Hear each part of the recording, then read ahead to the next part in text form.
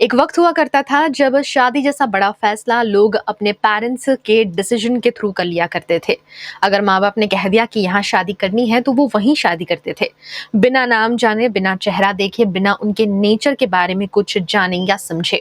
और अब वक्त ऐसा आ गया है कि हम जानना चाहते हैं कि हम जिससे शादी कर रहे हैं, हम जिसके साथ रिलेशनशिप में आ रहे हैं, वो कैसा इंसान है। हम बहुत ही ज्यादा सतर्क हो गए हैं अपने रिलेशनशिप्स को लेकर, अपने आसपास के एनवायरनमेंट को लेकर, और इसलिए हम ये कोशिश करते हैं कि हम जिसके साथ में जिंदगी भर साथ रहने वाले हैं उसे अच्छे से जान ले, परख ले। वो वक्त बहुत अलग था जहां पर लोग बिना चेहरा देखे, बिना नाम जाने भी शादी कर लेते थे, और अब वो वक्त है जहां पर ज्यादातर लोगों के मल्टीपल रिलेशनशिप्स हो ही जाते हैं। ये बिल्कुल गलत बात नहीं है, क्योंकि हम जैसे जैसे इवॉल्व हो रहे हैं, हमारी नॉलेज बढ़ रही है, वैसे वैसे हमारी लाइक्स डिसलाइक्स भी चेंज होते जा रहे हैं। और ये जो फैसला है कि किसके साथ हमें रिलेशनशिप में रहना है, किसके साथ नहीं रहना है, ये पूरी तरह से हमारा फैसला है और इसमें किसी और का कोई भी इम्पैक्ट नहीं पड़ना चाहिए। बस इसी चीज को हम फॉलो कर रहे हैं। लेकिन कुछ ऐसे विवाद इन बातों पर देखे जा रहे हैं, लिव इन रिलेशनशिप को लेकर तो हमने विवाद बहुत सारे देखे ही हैं, लेकिन अब रिलेशनशिप्स को लेकर भी कई सारे बयान हमारे सामने आए, जिसमें से एक बयान जो अभी ताज़ा ताज़ा बयान है कि क्योंकि लड़कियां मल्टीपल रिलेशनशिप से गुजर जाती हैं, इसलिए उन्हें शादी करने की इच्छा नहीं रहती है, या उन्हें ये जरूरत नहीं लगती है कि उन्हें शादी कर लेनी चाहिए। इस बयान को आप सच मानते हैं, गलत मानते हैं, इस पर बहस नहीं करनी है, लेकिन इस सिचुएशन में क्या क्या फेस करना पड़ सकता है एक इंसान को, कि अगर हम एक से ज्यादा रिलेशनशिप से गुजरते हैं तो हमें फिजिकली और मेंटली क्या चीजें फेस करनी पड़ती है जिससे हम जान भी नहीं पाते हैं, उसके बारे में आज हम विस्तार से बात करेंगे और समझने की कोशिश करेंगे अपने आप को। हम अक्सर वीआरएम टीवी पर मेंटल हेल्थ के बारे में बात करते हैं, लेकिन आज मेंटल हेल्थ के साथ साथ फिजिकली भी कुछ बातें करेंगे और समझेंगे कि ये जो बदलाव आ रहा है उससे हमें कितने नेगेटिव इम्पैक्ट भी फेस करने पड़ रहे हैं और अब उसका हम क्या कर सकते हैं। तो चलिए इस डिस्कशन को शुरू करते हैं। हमारे साथ में इस डिस्कशन में शामिल होने जा रहे हैं डॉक्टर देवाशीष पालकर, जो कि एक साइकेट्रिस्ट भी हैं और एक सेक्सोलॉजिस्ट भी हैं। बहुत बहुत स्वागत है सर आपका। Thank you so much Rajvi. Doctor Devashish को आपने पहले भी हमारे साथ में देखा है, वीएनएम टीवी पर देखा है। मेंटल हेल्थ, मेंटल डाइट का जो हम सेगमेंट चलाते थे उसमें उन्होंने बहुत बार अपने ओपिनियन से शेयर किए हैं और कई लोगों को हेल्प की है उन्हें अपने आप को समझने में। इसी तरह मेंटल हेल्थ के रिगार्डिंग जो अलग अलग टॉपिक्स पर हम बात करते हैं, उन्हीं में से एक टॉपिक आज का है जिस पर डॉक्टर देवाशीष फिर से हमारे साथ में मौजूद हैं और एक बार फिर आप तक कुछ जानकारियां पहुंचाने वाले हैं। देवाशीष, मैंने हमारे दर्शकों को बता दिया आज का जो टॉपिक है हमारा मल्टीपल रिलेशनशिप्स, इस पर आज थोड़ा सा समझने की कोशिश करेंगे। जो मल्टीपल रिलेशनशिप से लोग गुजरते हैं, सबसे पहले तो इसका मेंटल हेल्थ पर क्या असर पड़ता है, नेगेटिव पॉजिटिव बोथ? राइट। सो जब हम बात करते हैं कि मल्टीपल रिलेशनशिप्स, तो हम आई एम श्योर बात कर रहे होंगे कि मल्टीपल पास्ट रिलेशनशिप्स की, ना कि एक साथ चल रहे मल्टीपल रिलेशनशिप्स की। राइट, पहले हमें हाँ। वो चीज क्लियर करना जरूरी है। राइट, बिकॉज वो राइट। कंप्लीटली दोनों अलग अलग चीजें हो जाती है। तो अगर पास्ट में किसी के रिलेशंस रहे भी है, भले ही वो एक से ज्यादा भी रहे हैं, तो उसके दोनों इम्पैक्ट्स हो सकते हैं, पॉजिटिव भी हो सकते हैं, नेगेटिव भी हो सकते हैं। तो हम थोड़ा पॉजिटिव इम्पैक्ट्स के बारे में जानते हैं पहले। पॉजिटिव इम्पैक्ट्स क्या हो सकते हैं कि हम अपने आप को और हमारी नीड्स जो है उनको ज्यादा अच्छे से समझ सकते हैं कि हमें एक्चुअल में रिलेशनशिप में चाहिए क्या।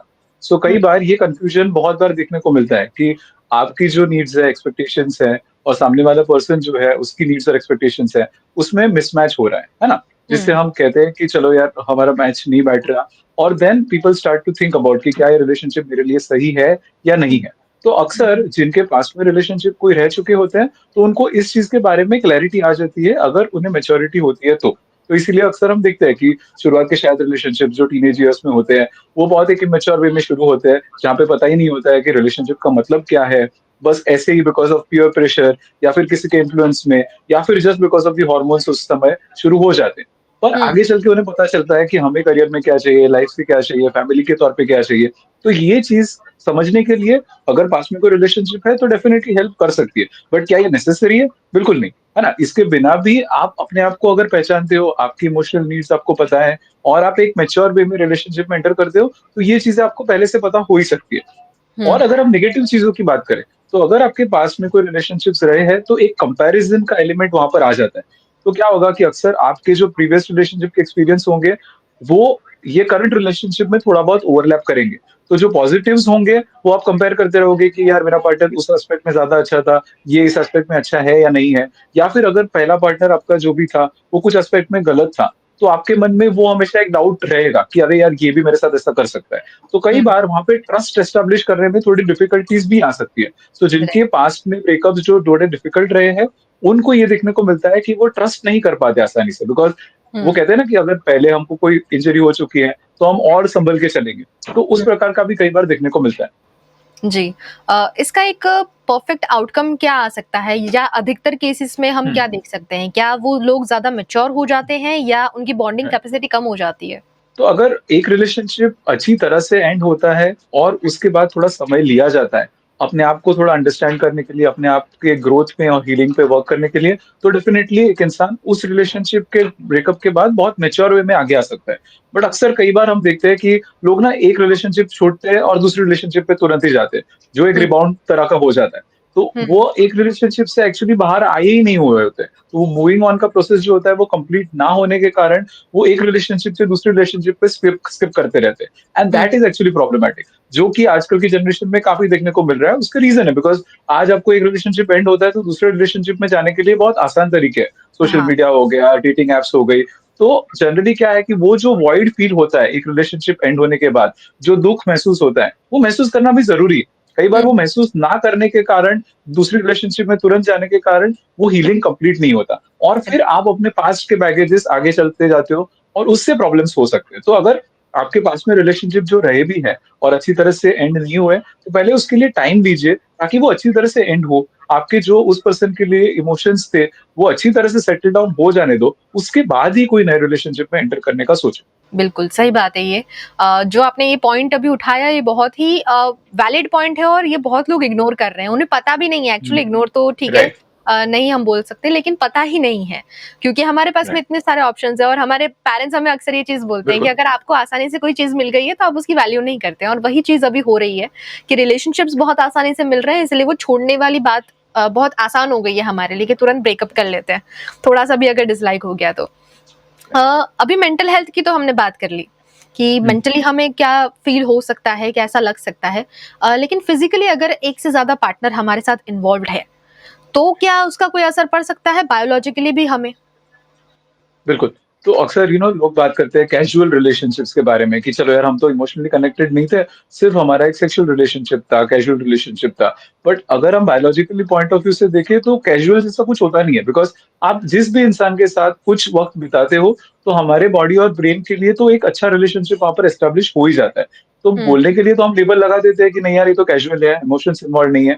बट आम तौर पे यही देखने को मिलता है, कोई एक पर्सन के इमोशंस जल्दी अटैच हो जाते हैं, कोई और पर्सन के इमोशंस थोड़े लेट से अटैच होते हैं। तो हाँ, उससे भी क्या होता है कि हमारा जो भी सेक्सुअल रिलेशनशिप भी रहा होगा, उसकी भी मेमोरीज़ क्रिएट होती है और वो हुँ, मेमोरीज़ का फिर कंपैरिज़न भी चलता रहता है। तो हम कंपैटिबिलिटी ढूँढते रहते हैं कि यार किस पार्टनर के साथ हमें ज़्यादा सेक्सुअल प्लेज़र मिला था, किसके साथ कम मिला था, and then it becomes kind of a race, जो कि प्रॉब्लमैटिक हो सकती है क्योंकि कोई भी रिलेशनशिप परफेक्ट नहीं होने वाला है, B it in mental health aspect, B it in sexual health aspect. तो ये भी हमें समझना ज़रूरी है। आज जस्ट बिकॉज़ आपके पास ऑप्शंस आसानी से अवेलेबल है और आप एक रिलेशनशिप से दूसरी रिलेशनशिप में ट्रांज़िशन कर सकते हैं, इसका ये मतलब नहीं है कि आपको परफेक्ट पर्सन मिल ही जाएगा, है ना? वो परफेक्शन जो है वो तो एक मिथ ही है। तो हुँ, वो परफेक्ट ढूँढने के बजाय जो भी प्रॉब्लम्स आ रहे हैं आपके रिलेशनशिप में, उसमें भी थोड़ा वर्क करना वो भी ज़रूरी है। अक्सर हम देखते हैं कि वो पेशेंस लोगों में धीरे-धीरे थोड़ा कम हो रहा है, बिकॉज़ लोगों को क्विक आंसर्स चाहिए, है ना? वो फास्ट फूड और ब्लिंकिट का ज़माना है, तो people um. Want fast answers and fast resolutions, जो कि मेंटल हेल्थ एस्पेक्ट और सेक्सुअल हेल्थ एस्पेक्ट में अक्सर टाइम लगता ही है। बिल्कुल, सही बात है। आपके पास में इतने सारे लोग आते होंगे हुँ, अपनी प्रॉब्लम्स को लेकर, चाहे वो मेंटल हेल्थ से जुड़ी है, चाहे वो उनकी सेक्सुअल लाइफ से जुड़ी हुई हो। ऐसे में क्या आपने ये कॉमन चीज़ देखी है कि अगर वो मल्टीपल रिलेशनशिप से गुज़रे हैं, तो इससे हुँ। उन्हें ज़्यादा दिक्कतें आती हैं या इन जनरल कोई और ट्रॉमा उनके साथ चल रहा होता है, इस वजह से दिक्कत आती है? सबसे ज़्यादा क्यों फेस करते हैं डिफिकल्टीज़ को? राइट। तो अगर रिलेशनशिप एक बहुत बुरी तरह से एंड हुई हो या फिर उस रिलेशनशिप में बिट्रेयल यानी कि किसी ने चीटिंग किया हो, है ना? हुँ, या फिर गलत फ़ायदा उठाया हो, इस तरह हुँ, के केसेस भी काफ़ी बार होते हैं कि कई बार रिलेशनशिप स्टार्ट होती है, तब एक पर्सन है वो बहुत सीरियस रिलेशनशिप चाह रहा होता है, दूसरे पर्सन को ये पता चल रहा है कि नहीं ये तो सीरियस ही चाह रहा है, तो वो शायद कई बार उसे झूठे वादे देगा कि हाँ, चलो हम तो कंटिन्यू रखेंगे, शादी तक ले जाएँगे, और फिर आगे चल के ऐसा हो नहीं पाता। तो वो जो एक बिट्रेयल महसूस होता है, वो कई बार सेक्सुअल हेल्थ को भी बिगाड़ देता है। फिर आगे चल के उस पर्सन को हमेशा एक हेजिटेंसी रहती है कि नहीं यार, अगर मैं इस पर्सन के साथ इन्वॉल्व होंगी और ये मुझे छोड़ देगा तो क्या होगा? तो एक हुँ, मिसट्रस्ट सा जो क्रिएट होता है, वो सेक्सुअल हेल्थ में भी रिफ्लेक्ट करता है। तो जहाँ पर एक टॉक्सिक रिलेशनशिप एंड होती है या फिर एक बिट्रेयल में एंड होती है, चीज़ें चीटिंग के फॉर्म में एंड होती है, वहाँ पर ये कॉन्फ्लिक्ट्स देखने को मिल सकते हैं। तो स्पेशली अगर आपके साथ ऐसा हुआ हो, तो you should talk about it और आपको हेल्प लेनी चाहिए मेंटल हेल्थ प्रोफेशनल की, और उसके बाद ही आगे की नेक्स्ट रिलेशनशिप में ट्रांजिशन करना चाहिए। उसी के साथ-साथ जो हमने बात की सेक्सुअल हेल्थ के बारे में, तो हमारी सबकी बॉडीज़ और सबकी रिक्वायरमेंट्स अलग-अलग होने वाली है। तो ये जो कंपैरिज़न हमारी हो जाती है, ये कुछ हमने सोशल मीडिया पे देख लिया होगा या कुछ मूवीज़ वगैरह में हमने देख लिया होगा, तो उसके बेसिस पे से ना करें, बिकॉज़ हमारे जो रियल लाइफ में सेक्सुअल हेल्थ के कंसर्न्स होते हैं, वो अक्सर हम देखते हैं कि लोगों की एक्सपेक्टेशंस कुछ और ही होती है, जो शायद उन्होंने कोई मूवीज़ में या पोर्नोग्राफी में देखा हुआ होता है, जो कि हुँ, रियल लाइफ में नहीं होता है ना? तो हम अक्सर उनको यही समझाते हैं कि आप मूवी में गाड़ी चल रही है, वो गाड़ी एक बिल्डिंग से दूसरे बिल्डिंग पे कूद रही है, रियल लाइफ में ऐसा होता नहीं है। सो बिल्कुल। Sex is also like that, कि जो दिखाया जाता है पोर्नोग्राफी में या फिर और कोई सोशल मीडिया वगैरह में, और रियल लाइफ में जो होता है वो कंप्लीटली अलग ही है। तो ये डिफरेंस हमें समझना ज़रूरी है। बट अक्सर लोगों का अभी पहला सेक्सुअल एक्सपोज़र ही थ्रू पोर्ट्रेयल हो रहा है मीडिया से या पोर्नोग्राफी से, जो कि थोड़ा डेंजरस है। राइट। यही सवाल मैं आगे पूछने भी वाली थी, और 2-3 सवाल इसमें ये हैं जो आपने पहले कहा, कि हम एक इमेजिनेशन बना लेते हैं किताबें पढ़कर हुँ, या मूवीज़ देखकर हुँ, कि इस तरह का इंसान मेरे पास में होना चाहिए। अभी बिल्कुल। रीसेंट अगर एग्ज़ाम्पल मैं दे दूँ तो हुँ, सैयारा मूवी, और ऐसे कई हुँ, सारे पहले शेरशाह मूवी, इस तरह के बहुत सारे मूवीज़ आते हैं और वो बिल्कुल। मूवी बदलते हुँ, जाते हैं, हमारे थॉट्स भी बदलते जाते हैं कि मुझे ऐसा पार्टनर चाहिए। अब बिल्कुल। जब रियल लाइफ़ में हम किसी से मिलते हैं जिससे प्यार हुँ, होता है, जो हमें पसंद आता है, हुँ, अ, थोड़े टाइम तक वो फेज़ बहुत अच्छा चलता है। लेकिन थोड़े टाइम के बाद में हमें वो इंसान की, क्योंकि बुरी आदतें भी अब आपके सामने आएँगी, तो उससे कहीं न बिल्कुल। कहीं या तो प्यार कम हो जाता है या तो उसकी नेगेटिविटी ज़्यादा दिखने लग जाती है। तो इसे किस तरह से हुँ। हम हैंडल कर सकते हैं? किस तरह से उस रिलेशनशिप को सँभाल सकते हैं? राइट। सो जो डेफिनिशन हम बात कर रहे हैं लव की, तो लव की डेफिनिशन में तो यही होगा कि आप कोई इंसान को अपने लेवल से बहुत ज़्यादा आइडियलाइज़ कर रहे हो, है ना? कि उससे जितना है नहीं, उससे भी ज़्यादा आपके मन में इमेजिन कर रहे हो कि ब्यूटीफुल है, बहुत हुँ, ज़्यादा अच्छा है, तभी जाके हम किसी इंसान के लिए प्यार कर सकते हैं। तो शुरुआत तो ऐसी ही होती है हर एक रिलेशनशिप की, कि हुँ, हम उस पर्सन को जो है उससे भी बड़ा बना देते हैं अपनी इमेजिनेशन में। उसके लिए कविताएँ लिखेंगे, इमेजिन करेंगे चीज़ें, वो सारी चीज़ें होने वाली। बट कुछ टाइम के बाद वो जो हनीमून पीरियड खत्म होता है, तब हमें रियलिटी भी दिखती है कि उस पर्सन में भी कुछ वल्नरेबिलिटीज़ है, उस पर्सन में भी इम्परफेक्शंस हैं। तो वो चीज़ें हमें टॉलरेट करना भी सीखना ज़रूरी है। कई बार ये होता है कि लोगों को लगता है कि नहीं यार, ये चीज़ तो मुझे ज़रा भी बर्दाश्त नहीं है, तो मैं इसे छोड़ दूँगी। बट ये समझिए कि कोई भी ऐसा पर्सन हमें मिलने ही वाला नहीं है जहाँ पे कुछ हमारे से अलग ना हो, और वो अलग जो चीज़ है, वो ही एक्चुअली एक रिलेशनशिप को अच्छा भी बनाती है। तो जो हुँ, इम्परफेक्शंस है, जो वल्नरेबिलिटीज़ है, आपको ये जानना है कि क्या ये सच में इतनी ज़्यादा नॉन नेगोशिएबल है कि इसके लिए आप रिलेशनशिप एंड कर दो, या ये ऐसी है कि जिसको आप वर्क अपॉन कर सकते हो और उसके साथ-साथ भी आप रिलेशनशिप को कंटिन्यू कर सकते हो। तो बावजूद इम्परफेक्शंस के, बावजूद ऐसी कमियों के कारण भी रिलेशनशिप हम अच्छे से कंटिन्यू कर सकते हैं, बिकॉज़ एज़ ह्यूमन्स हमारे में भी कुछ ऐसी चीज़ें होंगी जो शायद सामने वाले को नहीं पसंद आने वाली। वो बिल्कुल हुँ। होने वाला है। बिल्कुल। और इसका सबसे बड़ा रीज़न जो आपने अभी थोड़ी देर पहले कहा कि हमारे पास में ऑप्शंस हुँ, बहुत सारे हैं। बहुत सारे बिल्कुल। लोग हैं जो एक्चुअली में अब बहुत ज़्यादा बोल्ड हो गया है सब कुछ। तो अगर आप किसी हुँ, को पसंद करते हैं तो वो तुरंत आपको बोल देता है, और कई लोग तो इंतज़ार ही कर रहे होते हैं कि राइट, आप बस सिंगल हो जाएँ।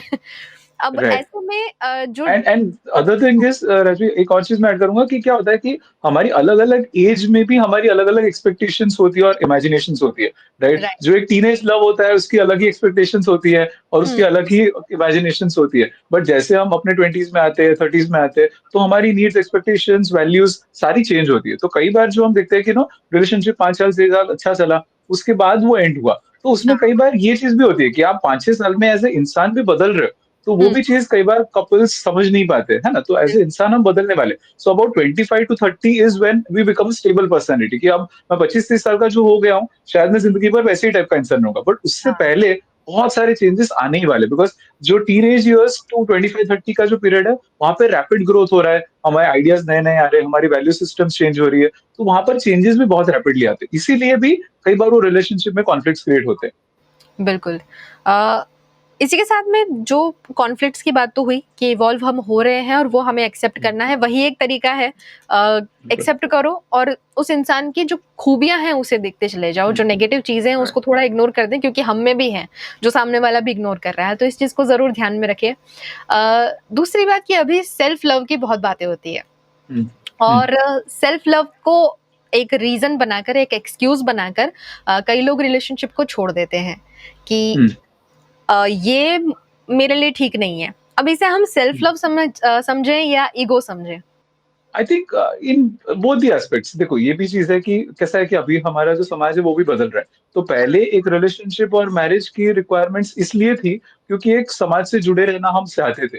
हम आइसोलेट नहीं होना चाहते थे। तो एक सेंस ऑफ सोशल सिक्योरिटी भी मिलता था और दूसरा ये भी रीज़न था कि चलो उस समय मैरिज होगा तो बच्चे आगे होंगे, हमारी फैमिलीज़ आगे बढ़ेगी। ये एक बहुत कॉमन और डोमिनेटिंग थॉट था।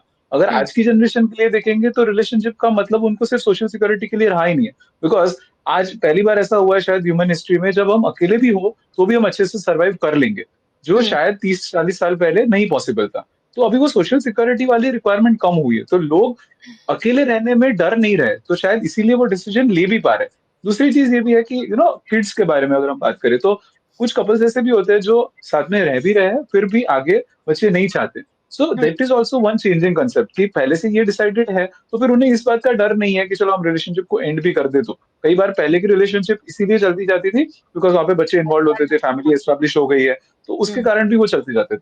और आजकल इस चीज़ का इतना ज़्यादा स्टिग्मा नहीं रहा। तो मतलब अगर किसी का डिवोर्स होता भी है, हाँ, थोड़ी बातें अभी भी होती ही हैं, but compare to let's say आप 20-30 साल पहले की बात करें, तो उस समय बहुत ज़्यादा स्टिग्मा एसोसिएटेड था कि जिस पर्सन का डिवोर्स हुआ है शायद उससे कोई बात भी नहीं करेगा। बट आज ऐसा नहीं रहा और या फिर किसी का पास्ट रिलेशनशिप रहा हो तो उसका बहुत कैरेक्टर असैसिनेशन किया जाता था पहले, जो कि आज नॉर्मलाइज़ हो गया है कि हाँ, चलो आपके पास में 1-2 रिलेशनशिप रहे हैं, तो वो नॉर्मल हो चुका है धीरे-धीरे। है ना? हुँ। बिल्कुल। ये तो है ही सही बात। एंड आई थिंक ये अब इसमें कोई बहस हम नहीं कर सकते हैं क्योंकि सबकी हुँ, अपनी-अपनी चॉइस है। अ, और इसके अलावा एक और एक मुद्दा है जिस पर बहुत ज़्यादा हुँ, विवाद छिड़ जाता है, लिव इन रिलेशनशिप। हुँ, अगर आप अपने एक्सपीरियंस के हिसाब से बताएँ तो लिव इन रिलेशनशिप हुँ, के जो कपल्स हैं, क्या वो हुँ, लॉन्ग टर्म तक साथ रह पाते हैं या उनमें भी कुछ हुँ। ऐसी प्रॉब्लम्स क्रिएट हो जाती हैं? राइट। सो एक रिलेशनशिप के सक्सेस को ना हमें सिर्फ कितना लंबा चलता है, उसपे से नहीं देखना चाहिए, है ना? हुँ, कितना अच्छा चल रहा है, उसपे से देखना चाहिए। अक्सर हमारी ये गलतफ़हमी होती है कि यार, ये लोग तो 20-25 साल से साथ हैं, तो रिलेशनशिप अच्छा है। बट अगर हुँ, हम कितने हमारे आस-पास भी कपल्स ऐसे देखेंगे, जो कि बहुत अच्छी फैमिलीज़ में रह रहे हैं, बट उनके रिलेशनशिप देखेंगे तो शायद एक्जिस्ट भी नहीं कर रहे। वो सिर्फ एक हुँ, घर में, एक छत में साथ में रह रहे हैं। तो हमें रिलेशनशिप के सक्सेस को उसी तरह से देखना है कि दोनों पर्सन एक-दूसरे के साथ खुश है, उनकी फिजिकल हेल्थ, मेंटल हेल्थ सारी अच्छी चल रही है और एज़ अ फैमिली वो लोग साथ में फंक्शनिंग अच्छा कर सकते हैं। तो लिव इन रिलेशनशिप एक अपॉर्च्युनिटी देता है कि वो एक सोशल लीगल कमिटमेंट हो जाए, उससे पहले आपको एक ट्रायल का मौका देता है कि चलो यार आप एक-दूसरे के साथ रह के देख लो। आप हुँ, एक-दूसरे को डेटिंग कर रहे हो, पर डेटिंग में क्या है कि आप डेट कर रहे हो, फिर हुँ, अपने आप वापस अपने वर्ल्ड में जा रहे हो, है ना? आप हुँ, अपने घर पे रह रहे हो, दूसरा पार्टनर दूसरे घर में रह रहा है। तो वहाँ पर इतना ज़्यादा हमें जो हमने पहले बात की कि इम्परफेक्शंस जो है, जो कमियाँ हैं, वो दिखती नहीं है। तो हम हुँ, सिर्फ चलो डेट पे मिल रहे हैं, कॉफ़ी डेट्स पे गए, घूमने गए, तो सारी अच्छी-अच्छी चीज़ें जो हाइलाइट्स हैं, वो ही नोटिस होगी। बट जब हुँ, लिव इन में होंगे तब हमें कमियाँ भी हैं, वो भी पता चलेगी। क्या-क्या चीज़ें ऐसी हैं जो आपको लगता है कि यार मैं टॉलरेट नहीं कर सकता, ये भी पता चलेगी। तो कई बार ये एक अच्छा चांस भी देता है कि यार वो मैरिज तक आगे बढ़ जाए, फिर लीगल इश्यूज़ बढ़ जाए, सोशल इश्यूज़ बढ़ जाए। उससे पहले अगर आपको लगता है कि नहीं आगे नहीं बढ़ाना है, तो आप मैच्योर वे में उसका डिसीजन ले भी सकते हैं। तो लिव इन रिलेशनशिप का अगर हम बात करें तो लीगल पॉइंट ऑफ व्यू से, सोशल पॉइंट ऑफ व्यू से अगर 2 मैच्योर इंसान है, तो it is definitely helpful also. Okay. ये बात करी हमने मल्टीपल रिलेशनशिप के बारे में और जो लिव इन रिलेशनशिप के बारे में हमारे दिमाग में कई सारे सवाल थे उसके बारे में जाना। लेकिन इसे कैसे हील किया जाए इसके बारे में हम बाद में जानेंगे। उससे पहले मैं एक सवाल पूछना चाहूँगी जो मेरे में ज़हन में आ रहा था कि काफ़ी रिश्ते बिगड़ने का जो सबसे पहला पॉइंट दिया जाता है कि या तो टाइम नहीं है पार्टनर के पास में और या तो हुँ, वो सेक्सुअली सैटिस्फाइड नहीं कर रहा है। ये 2 राइट। सबसे कॉमन रीज़न्स देखे जाते हैं। एक्सेस और ये सारी चीज़ें अभी धीरे-धीरे करके लोग समझने लगे हैं, लेकिन ये 2 रीज़न तो हमेशा चीटिंग का बेस्ट एक्सक्यूज़ यहाँ पर ये आ हुँ, जाता है। तो अ, किस तरह से इसे हैंडल कर सकते हैं? अगर सामने वाला पार्टनर ऐसा है, जो उतना राइट, सेक्सुअली एक्टिव नहीं है, वो उतना राइट। इंटरेस्टेड नहीं है और सामने हुँ, वाला दूसरा जो इंसान है, वो बहुत ज़्यादा रोमांटिक है, तो इसको किस तरह से बैलेंस कर राइट, सकते हैं कपल? राइट। सो हर एक पर्सन की सेक्सुअल नीड्स अलग-अलग होंगी, है ना? कि हुँ, उसको कितना टाइम चाहिए, कब चाहिए, वो सारी चीज़ें अलग-अलग होगी, है ना? सो ये चीज़ें भी कम्युनिकेट करना आना चाहिए और हेजिटेशन नहीं रखनी चाहिए। हुँ, अक्सर लोग हेजिटेशन रखते हैं कि नहीं यार मैं अगर बताऊँगा तो सामने वाला पर्सन मुझे जज करेगा, बट ऐसा नहीं होता है ना? अगर आप अपनी डिमांड्स और अपनी नीड्स बताओगे, तो सामने वाले पर्सन को भी पता चलेगा। और हुँ, अगर आपको लग रहा है कि उस लेवल में मिसमैच बहुत ज़्यादा आ रहा है, तो वो आप कम्युनिकेशन करके एक कंसेंट के तरीके से उसे सॉल्व आसानी से कर सकते हैं, ताकि दोनों पर्सन उसमें सैटिस्फाइड भी रहे। पर अक्सर क्या होता है कि अगर हमारी नीड्स है और हम अपने पार्टनर को एक्सप्रेस नहीं कर रहे और वो अनफुलफिल्ड नीड्स रह जा रही है, then that can be a reason कि जहाँ पे वो पर्सन फिर और रिलेशनशिप ढूंढेगा जहाँ पे उससे अपने प्लेजर्स और सेटिस्फेक्शन मिल सकते हैं। तो वो बिल्कुल। एक सही तरीका नहीं है। तो उससे अच्छा है कि डायरेक्टली कम्युनिकेट कीजिए, और अगर आपको लग रहा है कि आप में या पार्टनर में कोई सेक्सुअल हेल्थ प्रॉब्लम्स है, तो आज हमारे पास उसके लिए भी सॉल्यूशंस बहुत ज़्यादा आसानी से अवेलेबल है। तो पहले हुँ, की सोसाइटीज़ में कैसा था कि अगर प्रॉब्लम्स होते भी थे, तो वो बात ही नहीं करते थे उसके बारे में। तो कितने सारे हमारे आस-पास के रिलेशनशिप्स हम देखेंगे, तो वो सेक्सुअल रिलेशनशिप तो चल ही नहीं रहे, बस जस्ट एक सोशल रिलेशनशिप के तौर पे चल रहे हैं। तो वो भी अपनी मेंटल हेल्थ के लिए, फिजिकल हेल्थ के लिए इतना अच्छा नहीं है। सो इट इज़ बेटर कि उसके बारे में कम्युनिकेशन कीजिए और उसकी ट्रीटमेंट लीजिए अगर ज़रूरत है तो। ओके। ये सारे टिप्स आई थिंक जितने भी कपल्स हमें देख रहे हैं वो इसे सुने और समझें, और अगर आपको लग रहा है कि आपके रिलेशनशिप में कोई भी दिक्कत आ रही है तो ये सारे टिप्स को आप आजमा कर देखिए। अगर फिर भी आपको लगता है कि नहीं सिचुएशन हैंडल हो रही है तो किसी एक्सपर्ट का सहारा लीजिए और उनसे बात करके देखिए।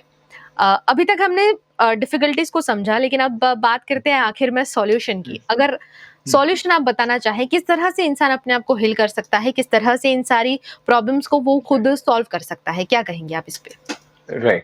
सो देखिए, पहली बात तो कोई एक रिलेशनशिप एंड होता है, तो वो सिर्फ़ बोलने के तरीके से एंड होता है, वो एक पार्ट होता है। हुँ, लेकिन वो कंप्लीटली आप इमोशनली सेपरेट हो रहे हो, वो एक अलग पार्ट है, और हुँ, उसमें अक्सर टाइम लग जाता है। तो अक्सर हम देखते हैं कि ये लोग कहते हैं चलो आज हमने ब्रेकअप कर दिया और फिर कल हम वापस फ्रेंड्स हो जाएँगे। तो ब्रेन इस तरह से प्रोसेस नहीं करता है। तो ब्रेन हुँ, को वो इमोशन से निकलने के लिए टाइम देना बहुत ज़रूरी है, और उस टाइम पीरियड में कंप्लीटली डिस्कनेक्ट करना भी सामने पर्सन से ज़रूरी है। और कंप्लीट डिस्कनेक्ट का मतलब ये नहीं है कि चलो आपने फ़ोन पे तो एक-दूसरे को ब्लॉक कर दिया है, लेकिन आप इंस्टाग्राम पे किसी को स्टॉक कर रहे हो, उसकी फ़ोटोज़ देख रहे हो, उसकी एक्टिविटीज़ क्या चल रही है, उस पे नज़र रख रहे हो। नहीं, जब वो सारी एक्टिविटीज़ भी बंद हो जाए, उसके बाद एक्चुअल मूविंग ऑन प्रोसेस शुरू होता है। तो कितनी बार हम देखते हैं कि कपल आते हैं या फिर कोई पर्सन आता है जो कहता है कि मेरा 6 महीने से ब्रेकअप हो चुका है, लेकिन अभी भी मुझे उसके बारे में थॉट्स आते हैं। हम मुझसे पूछते हैं तो अभी पता चलता है कि नहीं, अभी भी वो सोशल मीडिया से या कोई अपने फ्रेंड के अकाउंट से देख रहे हैं कि उनकी एक्टिविटीज़ वगैरह क्या चल रही है। तो इस हुँ, तरह से वो मूविंग ऑन होगा नहीं। तो हमें डिजिटल क्लोज़र भी ज़रूरी है। जैसे हमें फिज़िकल क्लोज़र तो होता ही है कि रिलेशनशिप एंड हो गई तो आप उससे मिल नहीं रहे हो फिज़िकली, और या फिर आप फ़ोन पे कनेक्ट नहीं कर रहे हो। बट हुँ, डिजिटली भी क्लोज़र मिलना ज़रूरी है। तो वो पुराने चैट्स वगैरह शायद कुछ टाइम के लिए आपको हटाने पड़ेंगे, फ़ोटोज़ वगैरह वो भी हटाने पड़ेंगे। नहीं तो वो बार-बार वही चीज़ आपको याद करवाती रहेगी और ट्रिगर होते रहोगे, एंड वो मूविंग ऑन डिफ़िकल्ट होगा। तो हुँ, वो period of disconnection is essential. वो एक बार डिस्कनेक्ट हो गया, आपको पता चला कि अब मेरे इमोशंस स्टेबल हो गए, शायद मुझे इतने स्ट्रॉन्ग इमोशंस नहीं रहे किसी और के लिए, फिर आप कोई और रिलेशनशिप में जाने का सोच सकते हैं। और कई बार ऐसा भी होगा कि मान लो आप मूव ऑन हो चुके होंगे, फिर भी आपको पुराने रिलेशनशिप की कुछ मेमोरीज़ होगी, कुछ चीज़ें याद आ रही होगी, तो दैट इज़ एब्सोल्यूटली नॉर्मल। तो उसके लिए आप अपने आप को जज भी मत करिए, बिकॉज़ ऐसा नहीं होने वाला है कि हम पुरानी सारी चीज़ें भूल ही जाएँगे। क्योंकि कोई भी रिलेशनशिप एंड होगा तो उसमें कुछ अच्छी चीज़ें भी होने वाली है, और वो हुँ, अच्छी मेमोरीज़ आपके माइंड में आ सकती है, that is absolutely okay. But um, आप अपने जो भी नए पार्टनर के साथ ये चीज़ डिस्कस कर रहे हैं, तो आपको पहले से अपने लिए ग्राउंड रूल्स बना के रखने हैं कि क्या आपको और आपके पार्टनर को ये चलेगा कि आप अपने एक्स के साथ बात कर रहे हो या नहीं कर रहे हो। तो वो हर एक कपल के लिए अलग-अलग हो सकता है, और फिर जो ग्राउंड रूल्स आपने बनाए हैं, फिर उसको फॉलो करना है। फिर अक्सर ऐसा होता है कि नहीं यार चलो नए रिलेशनशिप में आ गए, फिर भी वो एक्स से बात कर रहे हैं, तो इससे वो ट्रस्ट नहीं बिल्डअप हो पाता। तो you have to decide beforehand कि आप जब नए रिलेशनशिप में जाते हो, तो वहाँ पे क्या ग्राउंड रूल्स फॉलो करेंगे। हुँ, दूसरी चीज़ ये भी है कि कई बार दूसरे पार्टनर को बहुत क्यूरियोसिटी होती है कि नहीं-नहीं इसके पास्ट में क्या हुआ था, किसके साथ थी, कितना टाइम वो लोग साथ में थे। तो आई थिंक वो क्यूरियोसिटी भी वहाँ पे एंड करना ज़रूरी है ना? आपने एक बार अपने पार्टनर से पूछ लिया कि क्या था पास्ट का, और उसने जो भी उसको सही लगा उसने बता दिया। फिर बहुत ज़्यादा वो पास्ट में डिग इन मत कीजिए, बिकॉज़ अक्सर लोग ऐसा भी करते हैं आजकल कि नहीं, फिर सोशल मीडिया पोस्ट देखेंगे, चैट्स देखेंगे। वो सब करने से और ज़्यादा आपका ट्रस्ट कम होगा, और जो रिलेशनशिप स्मूथली चलनी चाहिए वो नहीं चलेगी। तो आपको हुँ। अपने पार्टनर पे ट्रस्ट करना ही पड़ेगा कि कितने लेवल तक का इन्वॉल्वमेंट था, कितने लोगों के साथ इन्वॉल्वमेंट था। ये एक बार पता चल जाए, उसके बाद उसपे वो खुफिया स्पाइस वगैरह लगाने की ज़रूरत नहीं है आपको। बिल्कुल। रिश्तों को समझना कभी भी आसान नहीं रहा है, फिर वो चाहे कभी की भी बात आप कर लें, इस युग की बात करें या किसी और युग की बात करें। डेफिनिटली। रिश्ते हमेशा से पेचीदे रहे हैं और उतने ही आसान भी रहे हैं अगर आपको हैंडल करना आ जाए। तो ये कुछ बातें थी जो आप लोगों को समझने की ज़रूरत है, जो हम सभी को समझने की ज़रूरत है। मैं आई थिंक अपने आप को भी इसमें इन्वॉल्व करूँगी। और इसके लिए कोशिश हमें हमेशा करते रहना है। ऐसा नहीं है कि आपने एक दिन एफर्ट दिया और दूसरे दिन भूल जाएँ। ये हमेशा बिल्कुल। एफर्ट आपको देते रहना है, क्योंकि आई थिंक रिश्ते बहुत इंपॉर्टेंट हो जाते हैं, स्पेशली तब जब हम किसी पार्टनर के साथ इन्वॉल्व होते हैं और वो पार्टनर हमारा लाइफ टाइम का पार्टनर है, तो वो हमारे प्रोज एंड कॉन्स दोनों जानता है और आप भी जानते हैं। तो उसे किस तरह से आप बैलेंस रखेंगे ये आपके ऊपर निर्भर करता है। लेकिन फिर भी अगर आपको कोई डिफिकल्टी आती है, मैंने आगे भी कहा, तो आप किसी एक्सपर्ट का सहारा ले सकते हैं। आप डॉक्टर देवाशीष को कांटेक्ट कर सकते हैं। इनका कांटेक्ट मैं डिस्क्रिप्शन में दे दूंगी, आप किस तरह से इन्हें कांटेक्ट कर पाएंगे। अगर आपको कुछ भी ऐसा लगता है, कोई भी सवाल आता है, तो आप डायरेक्टली या तो हमसे कॉमेंट पे पूछ सकते हैं या तो डायरेक्टली डॉक्टर देवाशीष से आप पूछ सकते हैं। बहुत बहुत शुक्रिया देवाशीष हमारे साथ में जुड़ने के लिए, और बहुत अच्छे से आपने जो परिभाषा है रिश्तों की वो लोगों को समझा दी है। Thank you so much. Thank you so much Rajvi, thank you. Thank you. रिश्तों को निभाना हमारे हाथ में होता है, और रिश्ते इतने खास होते हैं कि ये हमेशा आपके साथ, आपकी रूह के साथ रहते हैं। हमेशा ये कहा जाता है कि शादी एक ऐसा बंधन है जो सिर्फ इस जन्म का नहीं होता, 7 जन्मों का होता है। खैर, इस बात में आप बिलीव करें या ना करें, लेकिन इस जन्म की बातों में तो बिलीव करते ही हैं। और ये तो हमारे हाथ में है कि किस तरह से उसे एक हैप्पी रिलेशनशिप बना के रखा जा सके। कितना लॉन्ग रिलेशनशिप होगा इसके बारे में ज्यादा चर्चा नहीं करते हैं, लेकिन कितना सुखमय होगा, कितना पीसफुल होगा, इसके बारे में तो हम बात कर ही सकते हैं। और कैसे अपने रिश्तों को संजोए रखना है, इस पर हम वीएनएम टीवी पर आगे भी बात कर चुके हैं, और आज भी इसी मुद्दे को फिर से उठाया गया है ताकि ये जो इश्यूज हैं जो आजकल समाज में हो रहे हैं ये थोड़े से सॉर्ट आउट हो जाए। हमारे साथ में जो दर्शक जुड़े हुए हैं, हम उम्मीद करेंगे कि आप भी इन बातों को समझें और इस सोच को, इस वीडियो को ज़्यादा से ज़्यादा लोगों तक शेयर कीजिए ताकि उन तक भी ये सारे मैसेज पहुंच सके। नमस्कार। किसी ने सच कहा है, माँ बाप एक ऐसा मेडिकल स्टोर है जहाँ हर मर्ज की दवा मिलती है। ऐसा ही एक मेडिकल स्टोर वडोदरा में है, वेलकेयर फार्मेसी केमिस्ट एंड ड्रगिस्ट, जहाँ मिलती हैं सभी बीमारियों की दवाइयाँ, वो भी काफी रियायती दाम पर, और फ्री होम डिलीवरी भी। दवाइयों के साथ साथ baby care products, diaper, baby care accessories, beauty products और बाथ प्रोडक्ट्स के साथ surgical products, blood pressure monitor, diabetes glucometer.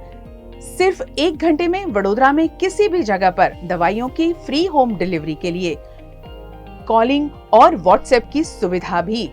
सुबह 9 बजे से रात 12 बजे तक। Welcare pharmacy chemist and druggist, GF23 Karmabhoomi complex, Muktanand circle निकट, mental hospital road, Kareli Baug, Vadodara. Contact 8735895248।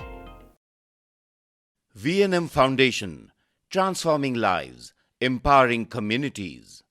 Inspired by the late Sri A.D. Vyas's life journey, the VNM Foundation was established in 2018, dedicating and making a positive and enduring impact on lives of individual and community. VNM Foundation is working on issues that can improve the society today and tomorrow: health and education, environmental wellness, inclusion, women empowerment, sports, art and culture. Collaborate with us. Sponsor a project through an annual CSR fund. Support activities and events for community welfare. Elevate your brand through annual association with VNM Foundation. Volunteer your time and skill. Donate now and claim an ATG tax exemption. VNM Foundation is registered under Section 80G of the Income Tax Act. VNM Foundation, transforming lives, empowering communities. For more details, contact 918734872606 or 919879572606. Mulberry Heights 3 BHK and 4 BHK premium flats, connecting you to a new way of life. Vadodara के most promising location new Gotri road पर आलिशान apartment. यहाँ बना है आपके सपनों का घर। Earthquake resistant structure, premium quality materials, interior exterior wall finish और डिजाइनर बाथरूम स्पेशल फैसिलिटी के साथ। Multipurpose hall, AC gym, swimming pool, terrace garden, kids play area, indoor games, allotted parking, CCTV जैसी कई एमिनिटीज। मलबेरी हाइट्स, खुद के घर का खूबसूरत एहसास। Mulberry Heights, opposite Darshanam club life, new Gotri, Vadodara. Contact 97129 32205। Hotel Tarasons Maharaja Sayajirao की नगरी में आधुनिकता को संजोती एक ऐसी भव्य होटल जो आपको कराती है कभी ना भुला पाने वाला एहसास। तारास किचन के डाइनिंग में आपको मिलता है अलग अलग क्यूजिन्स का delicious pure veg taste. Tara's country cafe में फ्रेंड्स और फैमिली के साथ बिताए पल आपको करते हैं तरोताजा। तारास बेकरी बाइट्स की हर एक बाइट आपके टेस्ट बड को करती है सेटिस्फाइड। तारासंस में वैकेशन मनाना हो या स्टेकेशन, आधुनिक लाइफस्टाइल को फुलफिल करता है एक बेहतरीन अनुभव। छोटी बड़ी पार्टी हो या सगाई शादी जैसे बड़े मौके, बिजनेस मीटिंग हो या करनी है कोई इवेंट, तारासंस के अलग अलग कैपेसिटी के बैंक्वेट आपके खास मौके को बनाते हैं बेहद शानदार। Hotel Tarasons behind Yash complex, Geri road, near Sundaram Nagar, Gotri road, Vadodara. Is this the new RUV? Yes, it's the BG RUV 350. First time in India. With 16-inch alloy wheels, a hyperdrive motor for tough roads, and all-metal sturdy body, BG Electric presents India's first RUV.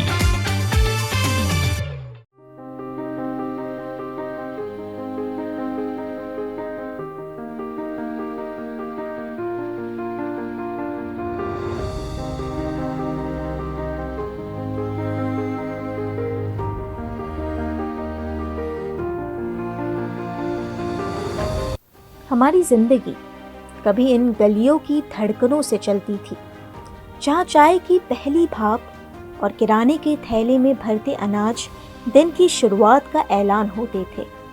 यहाँ दाम पर नहीं दिल पर सौदा होता था। दुकानदार के हाथ में सिर्फ तराजू नहीं, हमारे मोहल्ले की पहचान भी तौली जाती थी। एक वक्त था जब मोहल्ले की किराने की दुकान सिर्फ सामान बेचने की जगह नहीं बल्कि मोहल्ले की धड़कन थी।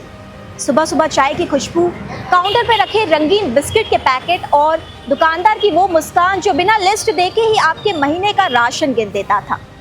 यहाँ खरीद फरोख्त के साथ ही साथ रिश्ते भी पैक होते थे और मोल भाव सिर्फ दाम का नहीं बल्कि अपनेपन का भी होता था।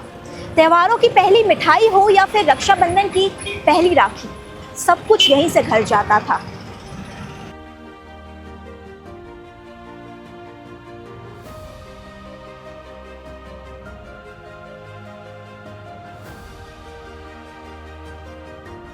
लेकिन फिर इस मोहल्ले के नक्शे पर एक नई रफ्तार उतर आई। 10 मिनट का वादा, फोन की स्क्रीन पर ऑर्डर नाउ का बटन और डार्क स्टोर्स की बंद दीवारें। ब्लिंकिट, ज़ेप्टो और ना जाने कितने नाम जो आपको दूध से लेकर दिवाली के दिए तक पलकों में पहुंचा देते हैं। सुविधा भी है, तेजी भी है, पर सवाल ये है कि इस तेज रफ्तार ने किसके रास्ते रोक दिए। काफ़ी ग्राहकी में डिफरेंस हो जाता है और जो अपने रिलेशन होते हैं ग्राहक से वो भी टूटते जाते हैं। तो ग्राहक को घर बैठे 10 मिनट में सामान मिल जाता है, थोड़ी ग्राहकी में प्रॉब्लम आ जाता है। मतलब कितना डिफरेंस आया है और कितने साल पहले से ये डिफरेंस दिख? 20% का डिफरेंस आ गया है हाल अभी चालू हुआ है तब से। मतलब 70% का डिफरेंस पूरा आ चुका है। पूरा आ चुका है। पहले क्या मतलब स्थिति होती थी और अब क्या स्थिति है? अभी क्या है, ग्राहक क्या ऑनलाइन के पीछे पड़ गए हैं। लोकल ग्राहकी थोड़ी कम हो जाती होती रहती है अब तो। और जो आपके डेली कस्टमर हुआ करते थे वो अभी आते हैं, उनका भी आना बंद हो गया? उनका भी आना मतलब थोड़ा कम हो गया है। जरूरत की चीज लेके चले जाते हैं, बाकी जो ऑनलाइन मंगा लेते हैं। जिन दुकानों ने पीढ़ियों तक हमारे शहर को खिलाया, आज उनके ताले भारी हो गए हैं। मोल भाव की हंसी गायब है। गली का वो किराना जो कभी त्योहार का पहला मेहमान होता था, अब अपने आखिरी ग्राहक का इंतजार कर रहा है। मेरे पापा ने 15 से 16 साल पहले दुकान शुरू की थी और आज मैं दूसरी पीढ़ी हूँ इस दुकान के लिए। पहले के टाइम पे क्या होता था कि ग्राहक आता था, पैसे नहीं होते थे तो भी 1 महीने का सामान भी हम लोग उधार की क्रेडिट पे देते थे। उससे मेंटेन होता था हमारा रिलेशनशिप। ग्राहक के साथ रिलेशन इतना बेटर होता था उस टाइम पे कि भाई चल पैसे नहीं है, 1 महीने बाद पैसे देते थे, 1 महीने का कराना भरा लेते थे। आजकल क्या ज़माना हो गया है, 10 मिनट में चीज़ मिल रही है, ब्लिंकिट पे से ऑनलाइन दे रहे हैं। उसमें कस्टमर वो नहीं देख रहा है कि ना ही रिलेशनशिप मेंटेन हो रहा है, ना ही ग्राहक ये देख रहा है कि उसके ऊपर डिलीवरी चार्ज लग रहा है, जीएसटी लग रहा है। जो प्राइस वो दे रहा है वो प्रोडक्ट का तो दे ही रहा है, प्लस जीएसटी दे रहा है, उसके ऊपर चार्ज दे रहा है, डिलीवरी चार्ज दे रहा है। ना उससे कोई उसको रिलेशनशिप नहीं मिल रहा है, नहीं उसको उधार मिल रहा है। दुकान में क्या होता था, पहले की सिस्टम बहुत अच्छी थी कि भाई 1 महीने का उधार लिया, अगले महीने देंगे पैसा। उस पर कोई ऊपर नहीं जीएसटी दे रहा था ग्राहक, नहीं डिलीवरी चार्ज दे रहा था ग्राहक। ग्राहक के साथ हमारा रिलेशन भी अच्छा मेंटेन हो रहा था। अभी क्या है, ऑनलाइन की वजह से धंधे में भी बहुत इफेक्ट पड़ती है। जैसे कि पहले पापा के टाइम पे ईच एंड एवरी कस्टमर जो होता था वो सब दुकान पे आएगा, ग्राहक है लेके जाएगा। अभी क्या हो गया, ऑनलाइन वाला बोलेगा भाई ये चीज़ नहीं है, 10 मिनट में मंगा रहा हूँ। दुकान वाले का कोई फायदा नहीं, हमारे भी धंधे में इफेक्ट पड़ती है। पहले के टाइम से देखा जाए तब तक बहुत इफेक्ट हो गई है ग्राहक के अंदर।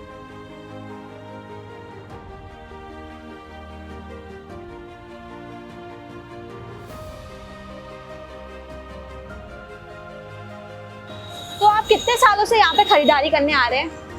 यहाँ पे हम रहते हैं उत्तर प्रदेश यूपी जिला कन्नौज, और यहाँ पे हम साग बाजी में धंधो करें। यहाँ पे हमको 15 साल हो गए रहते। आप ये इस दुकान पे 15 साल से हाँ, खरीदारी 15 करने साल आ से रहे हैं? यहाँ पे भाड़े से रहता हूँ, सामान इनके यहाँ से लेता हूँ। अच्छा, तो अभी आप जैसे कि देख भी रहे होंगे कि ऑनलाइन खरीदारी बहुत बढ़ गई है। मतलब लोग ऑनलाइन ही सब सामान मंगा लेते हैं, लेकिन आप अभी भी इस दुकान पर ही रोज सुबह आकर अपनी खरीदारी करते हैं। ऑनलाइन का मेरे को कुछ नॉलेज नहीं है, ऑनलाइन का मेरे को नॉलेज नहीं है, इसके लिए हम ऑनलाइन में कुछ मंगाते नहीं, हमको कुछ मालूम नहीं पड़ता उसमें। अच्छा, हाँ।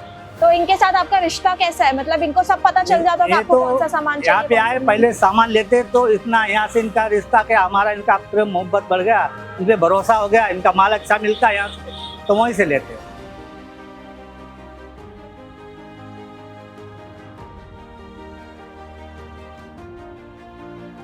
ये कहानी सिर्फ कारोबार की नहीं है, ये कहानी है बदलती आदतों की, टूटते रिश्तों की और उस खामोशी की जो तब पैदा होती है जब 10 मिनट की डिलीवरी का वादा हमारी 100 साल पुरानी परंपरा को निगल लेती है।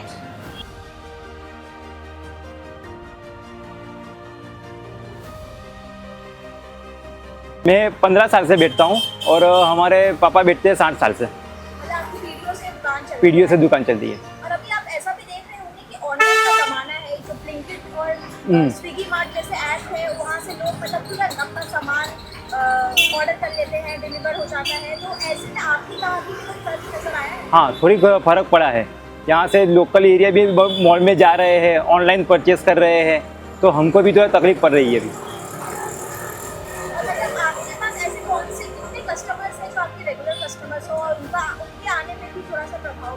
तकरीबन 100 जैसे कस्टमर है, तो कुछ लेने भी आते हैं, कुछ ऑनलाइन भी परचेस कर लेते हैं। और ये जो ब्लिंकिट ऑनलाइन का ज़माना है, उस पर क्या कहेंगे? ऑनलाइन थोड़ी तकलीफ हमको भी पड़ती है मैडम। उसमें क्या है कि भाई ग्राहक जो होते हैं तो ऑनलाइन परचेस कर लेते हैं, और हमारे यहाँ ग्राहकी थोड़ी कम हो जाती है। जो कस्टमर और ग्राहक के बीच जो लिंक थी वो कम हो गई है अभी। और मतलब जो ग्राहक है और दुकानदार है, उनका एक कनेक्शन बैठ जाता है, क्योंकि इतने सालों से अगर हम एक ही दुकान का सामान लेने जा रहे हैं तो उस कनेक्शन के बारे में क्या कहेंगे? और वो कनेक्शन कब हुआ है क्या ऑनलाइन की वजह से? हाँ, उसके हिसाब से कम हो गया है। और मतलब कभी-कभी ऐसा भी होता है कि अगर कोई ग्राहक है, वो सामान लेने आ रहा है, उसके पास पैसे नहीं है, और पुराना ग्राहक है तो उधारी पे भी हम दे देते हैं। हाँ, थोड़ा उधर भी रखना पड़ता है, वो रिलेशन भी तो मेंटेन करना पड़ता है हमको। और लेकिन ऑनलाइन में डिस्काउंट वगैरह भी बहुत सारी होते हैं, तो शायद उससे भी लोग आकर्षित होते हैं। हाँ, वो भी होते हैं। हम भी थोड़ा कस्टमर को डिस्काउंट दे देते हैं, तो उस हिसाब से हमारे यहाँ भी परचेस कर सकते हैं वो लोग। तो पहले के कंपैरिजन में और अगर अभी से कंपेयर करें तो कितना डिफरेंस आया है?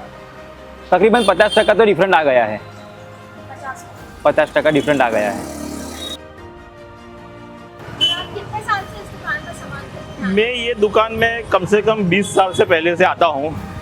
पुराने ज़माने का हमारा उनके साथ में एक ऐसा रिलेशन है। अभी का ज़माना क्या है कि ऑनलाइन आ गया है, लेकिन पुराने ज़माने में पहले ऐसा था कि हम इनके पास से सामान लेते थे, 15-20 दिन के बाद में हम उनको, हमारा जब सैलरी आती है ऐसे ऐसे तो उनको पेमेंट देते थे। इससे क्या होता है, एक तो हमारा उनके साथ में एक रिलेशन ऐसा हो जाता है, फैमिली रिलेशन जैसा रहता था। कस्टमर और बिजनेस वो उनके साथ में कनेक्टिंग रहता था। अभी का ज़माना क्या आ गया कि अभी ऑनलाइन का ज़माना आ गया। आपके बैंक के खाते में अगर पैसा होए तो घर बैठे बैठे आप अपने आप के खरीदी कर सकते हैं। इससे क्या हो गया कि अपने जो रिलेशन है वो थोड़ी दूरी आ गई इसमें दोनों में। पहले क्या था कि हम आते थे, इनके पास में आके बैठते थे, जो सामान चाहते थे थोड़ा लेते थे, हो सकता है तो उनके साथ में बैठने से चाय पानी नाश्ता हो जाता था, अपना रिलेशन बढ़ता था, आत्मीयता बढ़ती थी। अभी के ज़माने में क्या हो गया, एक मोबाइली ज़माना ऐसा आ गया कि ऑनलाइन परचेसिंग हो गया। कहाँ से क्या चीज़ आती है क्या नहीं आती है कुछ मालूम नहीं। यंगस्टर है, उनको ऑनलाइन में जो हो गया उससे उनको कस्टमर और ये शॉपकीपर का रिलेशन का कोई वो नहीं रहा है। हो सकता है कि अभी यही पुराने ज़माने के वो रीति रिवाज चलता रहे तो बहुत अच्छा रहेगा। क्वालिटी में इससे हम यही से परचेज जो करते हैं, ऑफलाइन जो परचेज करते हैं दी बेस्ट रहता है। हम आज कुछ चॉइस कर सकते हैं, मटेरियल क्या है क्या नहीं, इनसे पूछ भी सकते हैं, इनकी तरफ से कुछ अच्छी तरह से एडवाइस भी मिल सकती है कि भाई क्या क्या नहीं। ऑनलाइन में तो क्या है कि जो पैकिंग में जो दिखा वही ले लिया, जो पैकिंग दिखा वही ले लिया, क्वालिटी का तो कोई वो होता ही नहीं है, कोई सजेशन भी नहीं मिलता उनकी तरफ से। नहीं, ऑनलाइन डिस्काउंट तो कुछ ऐसा जो अपनी कंपनी वाले अपनी तरफ से तो कुछ देने वाला नहीं है। हो सकता है कि ये 500 ग्राम देते हैं, कंपनी वाले 450 ग्राम से आता है मटेरियल। आप कहीं पे भी देखिए 1 kg का मटेरियल नहीं आता है, 900 ग्राम आता है, 450 ग्राम से आता है। अभी यंगस्टर उसको डिस्काउंट मानते हैं तो अभी वो उनकी चॉइस है, बाकी हमारी तरफ से तो यही अच्छा रहता है।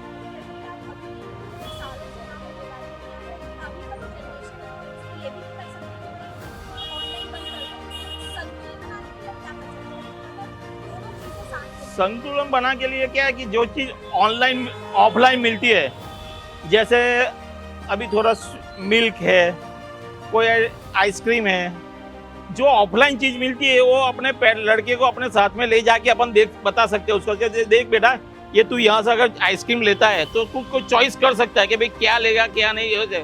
ऐसे हो सकता है तो तू जितनी चीज़ जो भी चीज़ है उसको तू ऑफलाइन लेने की कोशिश कर, तो आपको चॉइस मिलेगी, कोई अच्छी तरह से क्वालिटी भी मिल सकती है। हाँ, वो अब जो चीज़ अभी मिलना तो कुछ मुश्किल है ही नहीं। ऐसे तो पहले के ज़माने में भी ऐसा तो था नहीं कि कोई चीज़ मिलना मुश्किल था, लेकिन हो सकता है तो अपने बच्चे को और अपने उसको बताइए कि भाई जो चीज़ अपने घर के आसपास मिलती है, अपने रिलेटिव्स की दुकान से वहाँ से परचेस करना अच्छी बात है।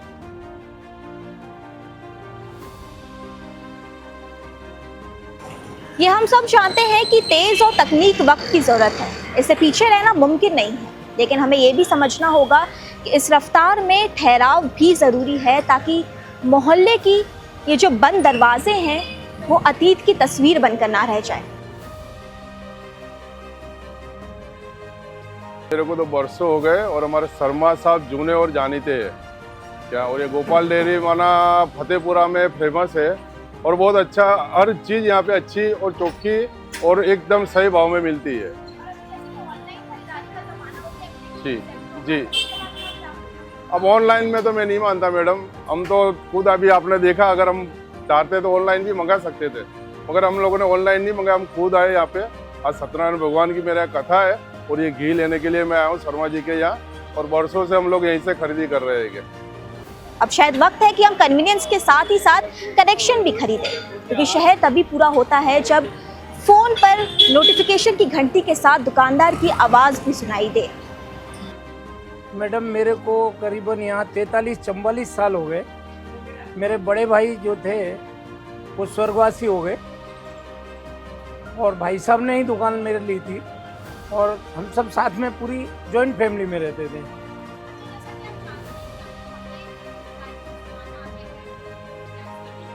जी नहीं, जिसमें अमुक लोग जो हैं, हालांकि ऑनलाइन का जो टाइम है वो गलत है एक हिसाब से। जैसे अभी क्या ऑनलाइन वालों ने इतनी छूटें दे दी हैं, पर ग्राहक नहीं समझते हैं। वो जो कुछ कम पैसे की वजह से और उसकी वजह से फिर वो छेतराते हैं, फिर वापस जाते हैं। तो उसके लिए मैं ये चीज़ में नहीं मानता हूँ कि ऑनलाइन जो है आजकल क्या है, लोग जो पढ़े लिखे हैं वो ज़्यादातर जैसे कि मॉल में पहुँच गए या ऑनलाइन सब्जी मंगवा रहे हैं, ऑनलाइन दूध मंगवा रहे हैं, ऑनलाइन घी मंगवा रहे हैं, ऑनलाइन और सभी सामान मंगवाते हैं। पर जो क्वालिटी आप जाके दुकान वाले से लोगे वो आपको उस क्वालिटी से आपको संतोष मिलेगा, ना कि ऑनलाइन से। जी नहीं, देखो ग्राहक को भगवान का रूप दिया हुआ है, और जहाँ की मेरा जो विस्तार है, मेरा जो फतेहपुरा, चांपानेर, मेहतापुर जो विस्तार है, चाहे कोई भी विस्तार हो, ग्राहक से जब पुराने संबंध हो जाते हैं तो उनसे ग्राहक ने एक फैमिली रिलेशन जैसे हो जाते हैं। तो मेरे को मेरा खुद का अनुभव ये कहता है कि मैं पिछले 43-44 साल से यहाँ हूँ, और हमारे एरिया में पीछे मुस्लिम भाई है, आगे हिंदू भाई हैं, और जो हमारे बाहर के भी ग्राहक बहुत हैं। मेरे को इतने सालों में आज तक किसी से कभी बोलने का नहीं हुआ किसी भी विषय में। तो ग्राहक भी बहुत अच्छे हो, और हमारा व्यवहार भी उनके प्रति ऐसा रहता है, और हमें कोई दिक्कत नहीं आती। मैं बिल्कुल बाकी रखता हूँ।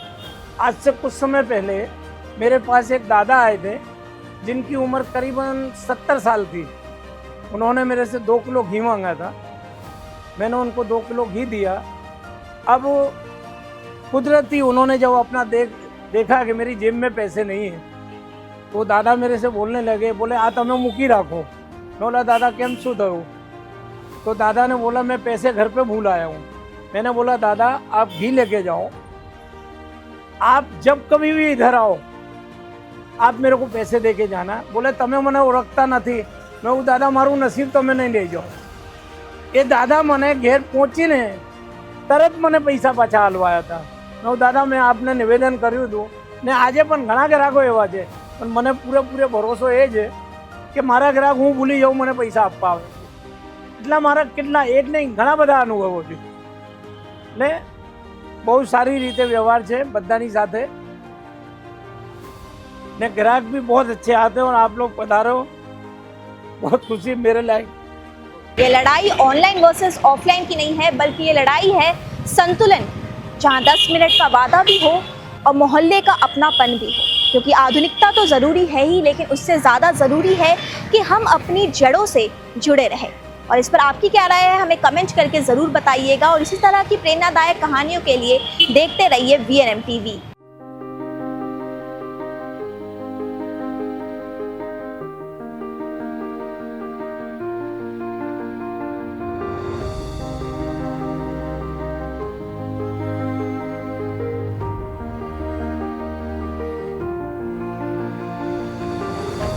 नमस्कार, मैं हूं आरती और आप देख रहे हैं VNM TV बचपन और बुनियाद।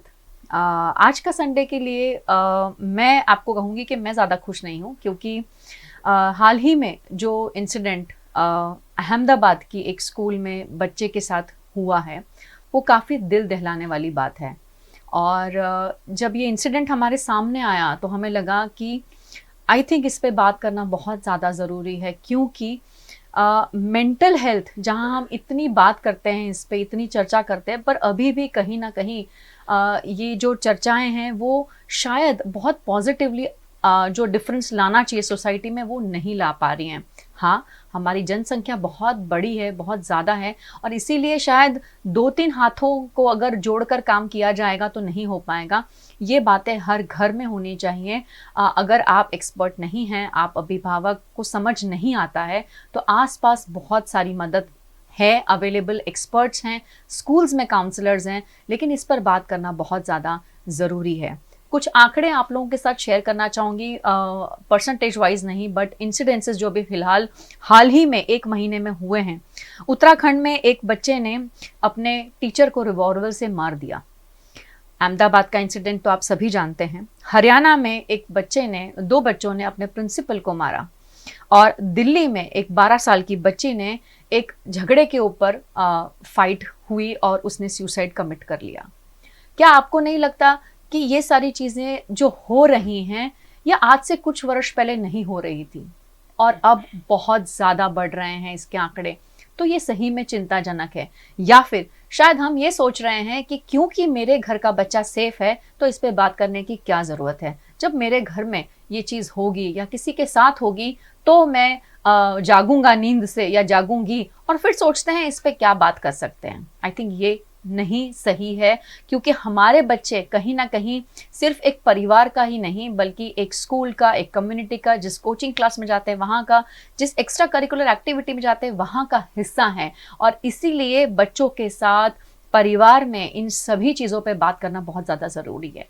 तो चलिए आज जुड़ते हैं दो ऐसे मेहमानों से जो अपने दिनचर्या में रोज़ाना बच्चों के साथ काम करते हैं, अलग अलग लेवल पर करते हैं, बट ये दोनों ही बहुत इंपॉर्टेंट भूमिका निभाते हैं हर एक बच्चे की ज़िंदगी में। तो सबसे पहले मैं वेलकम करना चाहूँगी हमारे फर्स्ट गेस्ट डॉक्टर रचना बंगावकर मैम का। मैम आपका बहुत बहुत स्वागत है। Thank you.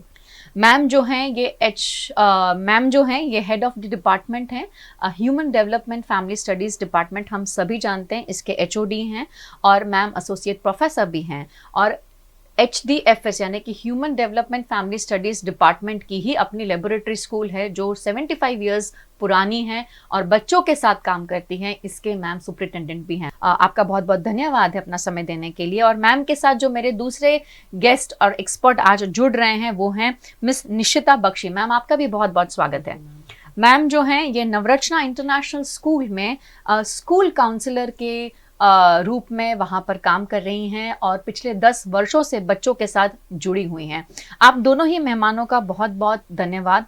और हाल ही में जैसे मैंने कहा कि ये इंसिडेंट बहुत ही दिल दिलाने वाला था और आई एम श्योर आप लोग अपने अपने लेवल पर इस पे काम कर रहे हैं, बात कर रहे हैं, हम सभी मिलकर अवेयरनेस क्रिएट कर रहे हैं, लेकिन कहीं ना कहीं कुछ चूक हो रही है और वो चूक कहाँ हो रही है और इसको कैसे हम इसको पूर्ण करें, आई थिंक उस पर हमें बात करना बहुत ज़्यादा ज़रूरी है। निशिता मैम, सबसे पहले मैं आपसे जुड़ना चाहूँगी, एज अ साइकोलॉजिस्ट आप इस इंसिडेंट के बारे में क्या सोचती हैं, अगर मेरी ऑडियंस को बताएं। आरती जी, मुझे लगता है कि ये हमारे लिए एक वेकअप कॉल है। हमें समझना पड़ेगा कि अब हम अपने बच्चों को बुक्स के थ्रू सारी एजुकेशन नहीं दे सकते, स्किल डेवलपमेंट पे फोकस करना बहुत ज़रूरी है। शुरू करना चाहिए कम्युनिकेशन स्किल से। हमारे कल्चर की एक लिमिटेशन है जहाँ पे हम रिस्पेक्ट के नाम पे बच्चों को चुप करा दिया करते हैं। हम बोला करते हैं कि बड़ों से ऐसे बात मत करो, छोटों से ऐसे बात मत करो, पेरेंट्स से ऐसे बात मत करो, सिबलिंग से ऐसे बात मत करो। एंड उस चक्कर में बच्चों का जो कम्युनिकेशन है वो ठप हो जाता है। उन्हें नहीं समझ आता कि जब वो कुछ फील करते हैं तो वो उसको किस तरह से बताए। करेक्ट। एंड दूसरी चीज जो हमें समझ आई है वो है हमारे कुछ कल्चर का एक ये दूसरा मुझे जो समझ आता है वो ये है कि हम अपने बच्चों को कॉन्फ्लिक्ट रेजोल्यूशन स्किल्स नहीं सिखाते। झगड़ा हुआ तो उसे सुलझाना कैसे है। कभी देखेंगे कि बच्चे रूठ के बैठ जाते हैं क्योंकि शायद उनके घर में कोई अडल्ट वैसे बिहेव कर रहा है। कभी वो खुद को आइसोलेट कर देते हैं क्योंकि शायद वो ये चीज कहीं देख रहे हैं। तो हमें बच्चों को ये समझाना पड़ेगा कि अगर आपकी किसी से नहीं बन रही है या किसी से आपका कोई भेदभाव चल रहा है तो आप उसे बस इग्नोर मत करिए, उस इंसान के साथ बैठ के उस इंसान के साथ उस चीज को सुलझाने की कोशिश करिए। एंड अगर वो चीज आप सॉल्व नहीं कर पा रहे अपने लेवल पे तो किसी मीडिएटर को बीच में लाइए। Right. And third and most important thing would be to teach them कैसे इमोशंस को रेगुलेट करें। जैसे एक फैन में रेगुलेटर होता है जो फैन की स्पीड को कम या ज्यादा करता है, वैसे ही हमें बच्चों को बताना पड़ेगा कि उनके इमोशंस का रेगुलेटर उनमें है। Right. तो हमें उन्हें समझाना पड़ेगा, not once but every day remind करना पड़ेगा कि उनके इमोशंस उनके हाथ में, उनके इमोशंस की इंटेंसिटी उनके हाथ में। तो अगर वो बहुत गुस्सा हो रहे हैं, विच इज नॉट रॉन्ग, गुस्सा आता है, it's a human emotion, but उस गुस्से को काबू कैसे करें जो वो बिल्कुल कर सकते हैं। वो बिल्कुल उस लायक हैं कि वो अपने गुस्से पे या अपने किसी भी इमोशन पे वर्क कर सकते हैं। राइट। आई थिंक आपने बहुत सही कहा कि इमोशन का जो रेगुलेशन है वो बहुत इम्पॉर्टेंट है। और जब बात किसी भी प्रॉब्लम को सुलझाने की आती है तो कई बार मैंने देखा है कि हम माँ बाप जो हैं वो बच्चों को हैंडीकैप कर देते हैं, क्योंकि घूम फिर कर हम बच्चे को कहते हैं कि अगर किसी के साथ झगड़ा हुआ तो मुझे आके बताना, और बच्चा जो है वो दौड़ के माँ या बाप जो भी अवेलेबल है उनके पास जाता है और वो लोग उसके अंदर कूदते हैं और अडल्ट्स उसको सॉल्व करने की कोशिश करते हैं। तो कहीं ना कहीं शायद बचपन से हम वो एक लिबर्टी जो स्पेस है खुद का डिसीजन खुद लेना वो कहीं दे नहीं रहे हैं, और शायद वो भी बहुत ज़्यादा अफेक्ट करता है इस साइकोलॉजी को, ऐसा मुझे लगता है। मैम जुड़ेंगे रचना मैम आपसे, और मैं जानना चाहूँगी कि जब हम परवरिश की बात करते हैं, बच्चों की बात करते हैं, तो हमें पता है कि बच्चे को एक अच्छा माहौल जो है वो देना बहुत ज़्यादा ज़रूरी है, एक अच्छे माहौल में ढालना बहुत ज़रूरी है। आपके हिसाब से अच्छी परवरिश के क्या मायने हैं और ये क्यों इम्पोर्टेंट है मैम? देखिए, ये जो इंसिडेंट आपने कहा अहमदाबाद में हुआ, ये बहुत ही सेंसिटिव मैटर है और जैसे मैम ने भी कहा कि वेक अप कॉल है।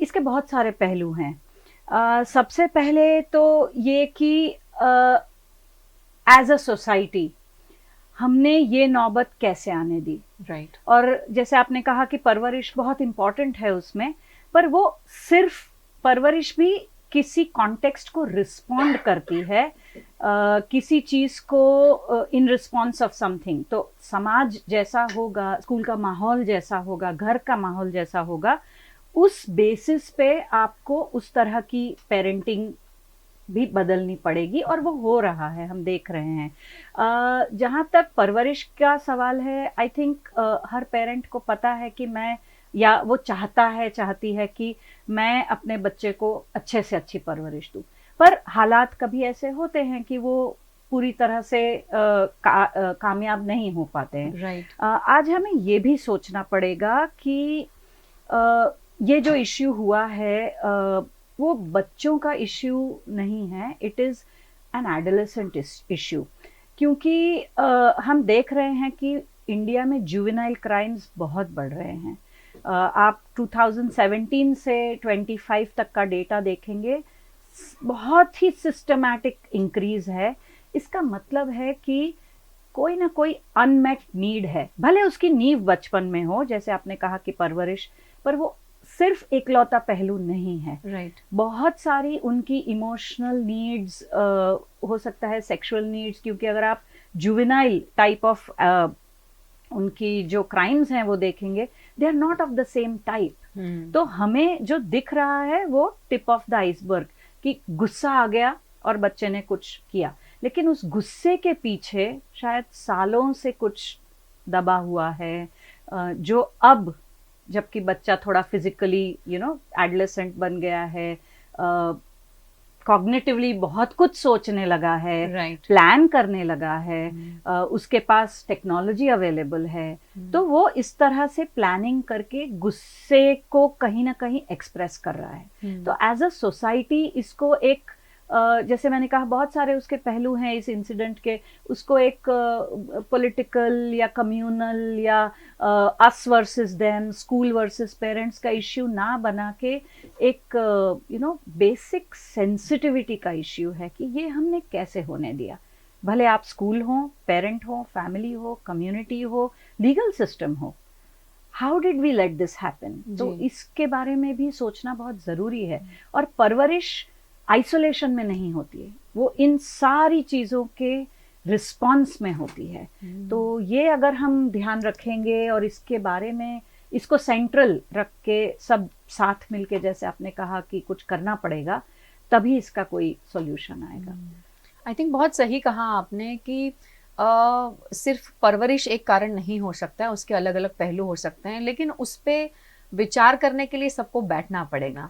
और अभिभावक बोलूं या फिर एजुकेशन सिस्टम बोलूं या शिक्षक बोलूं, सभी को समय निकालना पड़ेगा।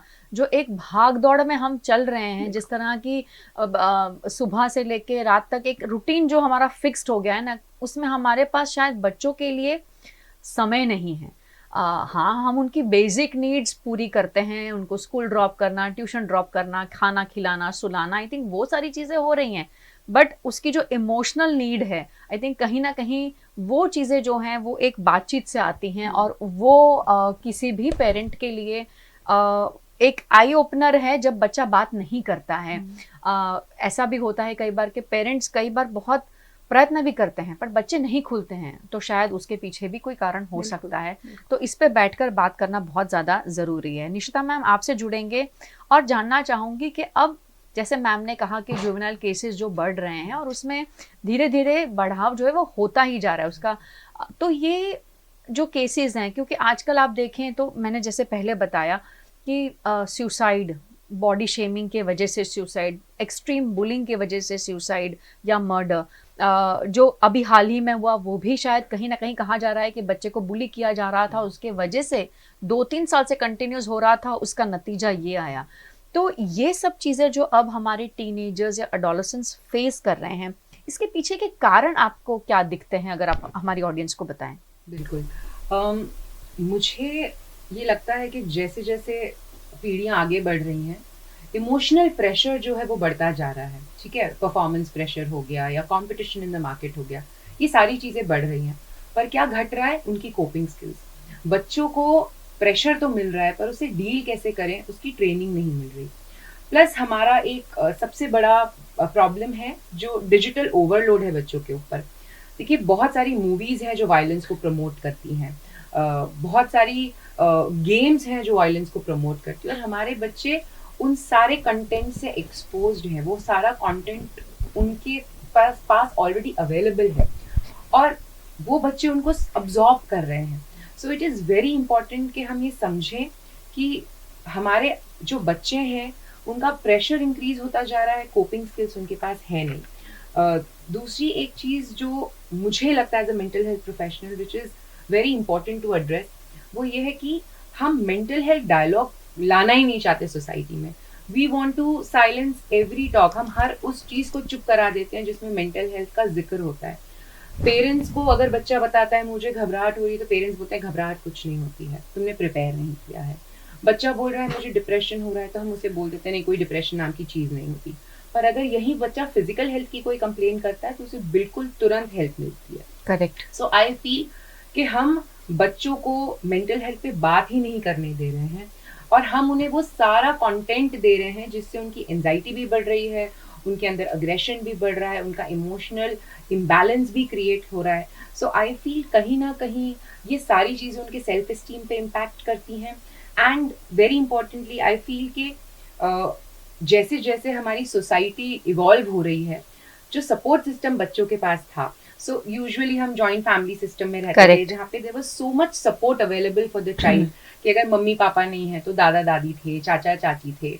अब मम्मी पापा भी आज की डेट में दोनों बिजी हैं, दोनों कुछ ना कुछ काम में बिजी हैं। सो बच्चे के पास वो सपोर्ट सिस्टम नहीं है। वो सपोर्ट सिस्टम के बिना बच्चा और अकेला महसूस करने लगा है, वो और घुटने लगा है। और इन सब प्रॉब्लम से, जैसे आपने कहा bullying, which is a very common problem schools में, कॉलेजेस में, वर्क प्लेसेस में भी, पर बच्चा डील ही नहीं कर पाता, किसी से बात ही नहीं कर पाता। सो आई फील ये कुछ कारण हो सकते हैं जिसके वजह से ये सारी चीज़ें बस बढ़ती ही जा रही हैं। No support system, no control on what they are, वो क्या चीज़ देख रहे हैं इंटरनेट पे, क्या कंटेंट अब्जॉर्ब कर रहे हैं, एंड वेरी इंपॉर्टेंटली उन्हें चुप करा दिया जाता है मेंटल हेल्थ के रिलेटेड कोई भी टॉपिक को डिस्कस करने। आई थिंक बहुत सही आपने कहा कि फिजिकल जब भी तकलीफ़ें होती हैं तो उसे तुरंत एड्रेस किया जाता है, पर मेंटल हेल्थ इश्यूज़ को कभी उस पर चर्चा ही नहीं की जाती है। बट वही है ना कि कहीं ना कहीं हमें आज भी हम उसी सोच को लेके जी रहे हैं कि अगर हम अपनी मेंटल हेल्थ के बारे में किसी को बताएंगे तो लोग हमें क्या सोचेंगे हमारे बारे में, मतलब जज किया जाता है, ओ तुम्हारी दिमागी हालत कहीं सही नहीं है इसीलिए इस पे बात हो रही है। या मुझे कई बार ऐसा भी लगता है कि जब बच्चे स्कूल्स में किसी साइकोलॉजिस्ट को मिलते हैं या काउंसलर को मिलते हैं तो तब भी वो बच्चा बहुत डरता है, घबराता है और शायद छुप छुप के उस कमरे में जाता है, क्योंकि कहीं अगर उसके किसी फ्रेंड ने या पीयर ग्रुप में देख लिया तो उसको रिलेटेड उस टॉपिक को लेकर भी उस बच्चे को छेड़ा जाएगा, परेशान किया जाएगा और उसे ये एहसास दिलाया जाएगा कि वो कहीं ना कहीं कमज़ोर है।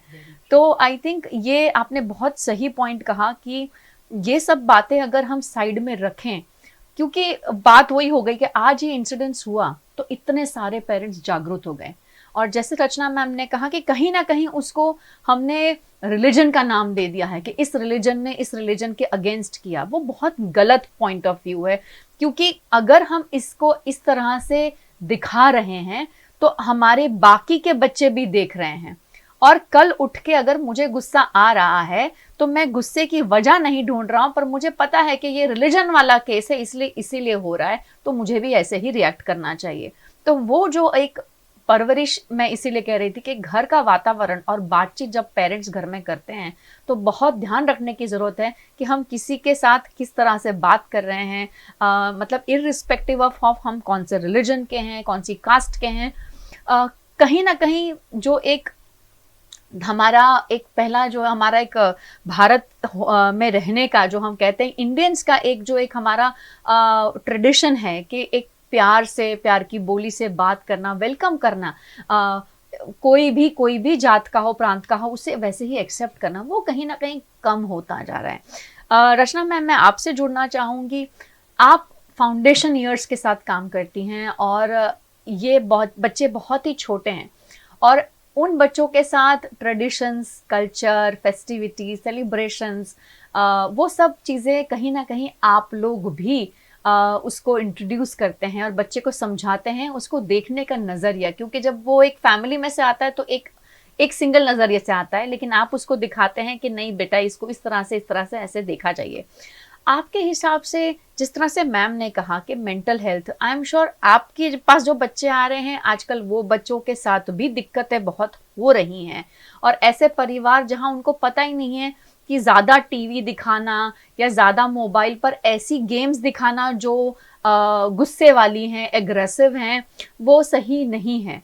क्या सोचते हैं आप इस बारे में? देखिए, अभी अगेन छोटे बच्चों के साथ ही नहीं, हम एडोलेसेंट्स के साथ और पेरेंट्स, फैमिली सबके साथ काम करते हैं, तो डिपार्टमेंट का काम इन सारे स्टेक होल्डर्स के साथ है। इम्पॉर्टेंट बात ये है कि भारत जैसे देश में सिर्फ रिलीजन का एक्सपोजर, और वो भी सिर्फ किसी पर्टिकुलर कॉन्टेक्स्ट में होना, ये पॉसिबल ही नहीं है, क्योंकि हमारी डाइवर्सिटी परवेजिव, वो हर जगह दिखती है। एंड बच्चे ओपन होते हैं। I think even in this case, अगर हम रिलीजन की बात ना करें और असली मुद्दे पर आए तो बहुत अच्छा होगा। बिल्कुल सही। और उससे भी ज़्यादा इम्पॉर्टेंट ये है कि घर का जो वातावरण है, वो भी कुछ इनिशियल साइंस को पहचाने कि मेरे बच्चे को गुस्सा जल्दी आ रहा है या रिपीटेडली आ रहा है, और उसमें या तो वो किसी और को हार्म कर रही है या खुद को हार्म कर रही है।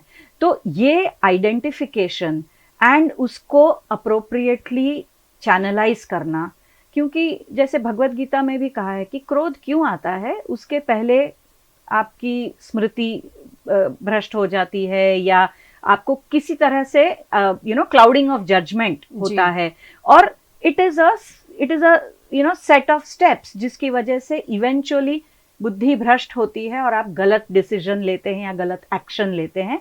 तो हमें जो इस तरह के इंसिडेंट्स दिखते हैं, whether they are of religious nature और नॉट, उसके अंडरलाइंग फैक्टर्स बहुत ह्यूमेन फैक्टर्स हैं। ये हम सबको महसूस होते हैं, लेकिन हम सबको इस तरह से पाला जाता है, सोसाइटी में इस तरह से हमें रहने की सीख दी जाती है कि how will you regulate your violent emotions, या उसको किस तरह से, गुस्सा आना जैसे मैडम ने कहा जायज है, और कहीं कहीं गुस्सा आना भी चाहिए। क्यों हम वेट करते हैं कि ऐसा कोई इंसिडेंट हो और उसके बाद हम उसको रिस्पॉन्ड करें? क्यों? और ऐसे इंसिडेंट्स बढ़ते जा रहे हैं, तो उस बात पे तो हमें गुस्सा नहीं आ रहा है, जबकि आना चाहिए। सिमिलरली घर में भी अगर कोई चीज रिपीटेडली हो रही है, बच्चे देख रहे हैं कि फादर गुस्से हो रहे हैं मदर पे, या तो ये ऐसा नहीं है कि ये किसी पर्टिकुलर कॉन्टेक्स्ट में हो रहा है। इम्पॉर्टेंट चीज ये है कि पेरेंट्स ये साइंस आइडेंटिफाई करें, टीचर्स के साथ काम करें कि घर में इस तरह की एक दो डिस्टर्बिंग चीजें हुई है, क्या यहाँ भी हो रहा है? Who is more vulnerable to bullying? Bullying के लिए आप और मैं as a parent and as a teacher क्या कर सकते हैं, as a school and as a family क्या कर सकते हैं? तो जब एक यंग लाइफ जाती है तो देश को नुकसान होता है, कम्युनिटी को नुकसान होता है, हमारा जो इन्वेस्टमेंट है यंग पीपल में वो बर्बाद होता है। तो इस पेटीनेस से ऊपर हमें आना पड़ेगा, और सबसे इम्पॉर्टेंट यह है कि एज अ सोसाइटी हम कैसे रिस्पॉन्ड करते हैं इसको। हम बात करते हैं हमें विकसित भारत चाहिए 2047 तक, तो किस तरह का भारत चाहिए आपको? ऐसा भारत चाहिए जो हर छोटी छोटी रिलीजियस आइडेंटिफिकेशंस पे झगड़ता रहे? तो हम ऐसा माहौल क्रिएट करते हैं जहां एंगर का एक्सप्रेशन को हम मौका देते हैं, या हम ऐसा भारत चाहते हैं जहां पे संयम हो, समझ हो, एम्पैथी हो, एक दूसरे के लिए सिस्टमैटिकली सामने सामने बैठकर, जैसे मैम ने कहा, कॉन्फ्लिक्ट रेजोल्यूशन के तरीके हम सीखें। तो ये सब तो सिखाना पड़ेगा बचपन से। इसके लिए हमें भी उस तरह से एक्ट करना पड़ेगा एज एडल्ट्स, एज टीचर्स। आपने बहुत सारे इंसिडेंट्स बोले जो बच्चों के साथ या बच्चों ने वायलेंटली किए। हम ऐसे भी बहुत सारे न्यूज़पेपर में किस्से सुनते हैं जहाँ टीचर ने बहुत बुरी तरह से मारा, स्कूल ने जिम्मेदारी नहीं ली, पेरेंट्स वर निग्लेक्टफुल।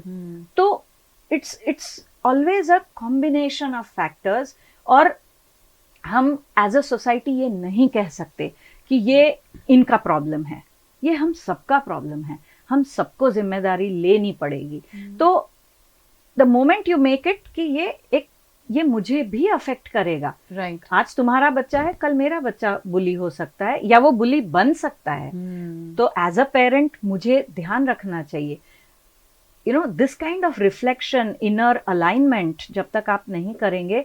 और दूसरी चीज मुझे कभी कभी बहुत डिस्टर्ब करती है कि हम बातें बहुत करते हैं, तो एक इंसिडेंट हो गया, उसके ऊपर चर्चा हो गई, धरने हो गए, ये हो गए, but actual action, there is a lot of eye wash. तो अगर हम विकसित भारत चाहते हैं जो हेल्दी हो, तो हमें ये सब आई वॉश छोड़ना पड़ेगा। We have to come down to action कि इसका अब हम क्या करें। तो एक पैची तरह का response, temporary response, sensational response नहीं होना चाहिए, ऐसा मुझे लगता है।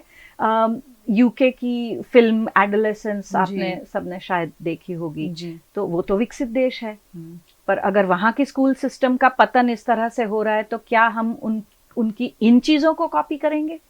क्योंकि वहाँ पे भी ये सारे प्रॉब्लम्स हैं, टीचर के लिए रिस्पेक्ट नहीं है, और टीचर का रोल भी मैं डिस्कस करना चाहूंगी। तो कि हम किस तरह से टीचर्स बना रहे हैं। बिल्कुल उस पर आगे आपसे जुड़ेंगे मैम, और बिल्कुल बहुत सही मुद्दों पर मैम ने जो एक हाईलाइट किया है वो बहुत सही कहा है। निशिता मैम, आपसे जुड़ना चाहूँगी। जहाँ मैम ने कहा कि कई बार बच्चे खुद बुली करते हैं, जो बच्चे करते हैं, क्योंकि हम हमेशा बात करते हैं जो बुली हो रहा है उसको अपने ऊपर काम कैसे करना है, या उस पेरेंट को किस तरह से डील करना है, पर जो बुली कर रहा है उस पर बहुत कम चर्चा की जाती है। ऐसा बच्चा जब बुली करता है किसी को, स्कूल से कंप्लेंट जाती है, किसी पेरेंट की कंप्लेंट जाती है, और उस पेरेंट को जब स्कूल बुलाया जाता है, तब ये पेरेंट का कितना ज़रूरी है अपने बच्चे को बिठाना और बताना, या शायद अगर कुछ ऐसा इतना गलत काम किया है तो एक थप्पड़ भी लगाना। मुझे लगता है कि उसमें भी कोई बुराई नहीं है, क्योंकि जितनी जल्दी अगर इस पे काम करना हम करेंगे, या इस पे जितनी जल्दी इसका सॉल्यूशन लाएंगे, तो शायद वो बच्चा किसी और को कम नुकसान करेगा। ऐसे में क्यों ज़रूरी है ऐसे पेरेंट्स के साथ काम करना, इन पेरेंट्स को समझाना और इन बच्चों के साथ काम करना, ना कि उनकी गलतियों पर पर्दा डालकर अच्छा अगली बार मत करना, अगली बार किया तो मैं ये कर दूंगा, वो कर दूंगा, और फिर एक्चुअली वो कभी कुछ किया नहीं जाता है, वो चीज़ें वैसे ही ढक दी जाती हैं और मटीरियलिस्टिक चीज़ों के साथ उसको रिप्लेस कर दिया जाता है। क्या सोचते हैं आप इस बारे में? ये बहुत अच्छा क्वेश्चन है इनफैक्ट, बिकॉज बहुत पेरेंट्स होते हैं जो वो एक्सेप्ट नहीं कर पाते कि उनका बच्चा ऐसा कभी कुछ कर सकता है, और उसका एक बेसलाइन रीज़न ये होता है कि उन्हें लगता है कि उनका बच्चा जो गलतियां कर रहा है वो उनकी गलती है, उनका बच्चा जो अचीव करता है वो उनके अचीवमेंट्स हैं। वो भूल जाते हैं कि बच्चे की अपनी एक आइडेंटिटी है और वो पेरेंट्स से जुड़ी हुई नहीं है। जैसे जैसे बच्चा बड़ा हो रहा है वैसे वैसे वो अपने लाइक्स, अपने डिसलाइक्स खुद चुनता जा रहा है। उसकी गलतियां भी उसी की हैं, उसकी अचीवमेंट्स भी उस बच्चे की ही हैं, और पेरेंट्स इस चीज़ को एक्सेप्ट नहीं कर पाते। देखिए बहुत सारे ट्रेंड्स हैं, जैसे ही कोई प्रेग्नेंट होता है वो एक किताब ले आता है और फिर उसको रीड करने लगता है। कुछ लोग होते हैं जो पेरेंट टू पेरेंट सुनते हैं कि मेरे बच्चे के साथ ये बहुत अच्छे से वर्क किया, मैंने तो उसको बहुत प्यार किया, तो देखो वो मुझे सब कुछ आके सच बता देती है, और वो दूसरे पेरेंट को लगने लगता है कि अरे देखो इसके साथ ये नुस्खा वर्क किया तो मेरे साथ भी वो वर्क करेगा, मैं भी मेरे बच्चे को पैम्पर करूंगी। पेरेंट्स भूल जाते हैं कि एक बच्चे को रेज करने के पीछे कोई भी एक फॉर्मूला नहीं अप्लाई कर सकते हम। Every child is different, every individual is different, और उसी तरह से हमें उनको बड़ा करना पड़ेगा, उसी तरह से हमें उनकी परवरिश करनी पड़ेगी। जहाँ पे स्ट्रिक्ट होना है, जहाँ पे कॉन्सिक्वेंसेस लगाने हैं, वहाँ पे लगाने पड़ेंगे। जहाँ पे हमें लग रहा है कि बच्चे ने कुछ गलत किया है, हमें उसे कहना पड़ेगा, उसे कॉन्सिक्वेंस देना पड़ेगा। मैं डेफिनेटली कहूँगी कि हार्श पनिशमेंट्स कभी वर्क नहीं करते, ह्यूमिलिएशन वर्क नहीं करता, बच्चों के साथ सरकाज़म वर्क नहीं करता। But there are a lot of techniques जिससे बच्चों को बैठा के समझाया जा सकता है, उन्हें बताया जा सकता है कि व्हेन यू आर रॉन्ग, ये होने वाला है और ये हो सकता है, तो तुम प्रिपेयर्ड रहो कुछ भी करने से पहले। और पेरेंट्स का एक्सेप्टेंस लाने के लिए पेरेंट्स को ये समझाना कि जैसे कभी किसी डिश में शुगर ऐड होती है, तो किसी डिश में हम लोग स्पाइस ऐड करते हैं based on what dish we are cooking. वैसे ही बच्चे के साथ we'll have to keep changing the permutation combinations. कभी उसको प्यार देना पड़ेगा, कभी उसको थोड़ा सा स्ट्रिक्टनेस के साथ डील करना पड़ेगा, कभी उसके साथ हमें फर्म होना पड़ेगा। So it will keep changing with the child. Your child will make mistakes, वो गलतियां करेंगे, आप उनको अपनी गलती नहीं मानेंगे और आप ये समझेंगे कि वो बच्चा अपनी लाइफ खुद अपने डिसीजंस पे जी रहा है और उस हिसाब से उसके साथ डील करेंगे। If you don't accept, if you yourself, अगर पेरेंट को खुद दिक्कत हो रही है उसको कबूलने में कि उनके बच्चे से गलती हुई है और वो बच्चे को इसमें शय देते रहेंगे, तो बच्चा कभी चेंज नहीं होगा और हम वही उसी सोसाइटी को क्रिएट करते रहेंगे जहाँ पे बुलीज क्रिएट होते रहेंगे और विक्टिम्स बेचारे सहते रहेंगे। राइट, बहुत सही कहा आपने कि एक्सेप्टेंस बहुत ज़्यादा ज़रूरी है और ये भी मानना कि भाई हर इंसान में अच्छाइयाँ भी हैं और कमियाँ भी हैं, हर इंसान में होता है, बच्चे में भी हो सकता है। अगर आज बच्चे ने कुछ गलत किया है तो उस पे उसको समझाना ये सही नहीं है, और क्यों सही नहीं है, आई थिंक वो बहुत ज़्यादा ज़रूरी है। और एक्सेप्टेंस सबसे इम्पॉर्टेंट है, क्योंकि वो कहते हैं कि जब भी आप इसको मान लेते हैं और इसको समझ के चलने लगते हैं, ऑटोमेटिकली जब आप समझते हैं तो आप बच्चे को समझा सकते हैं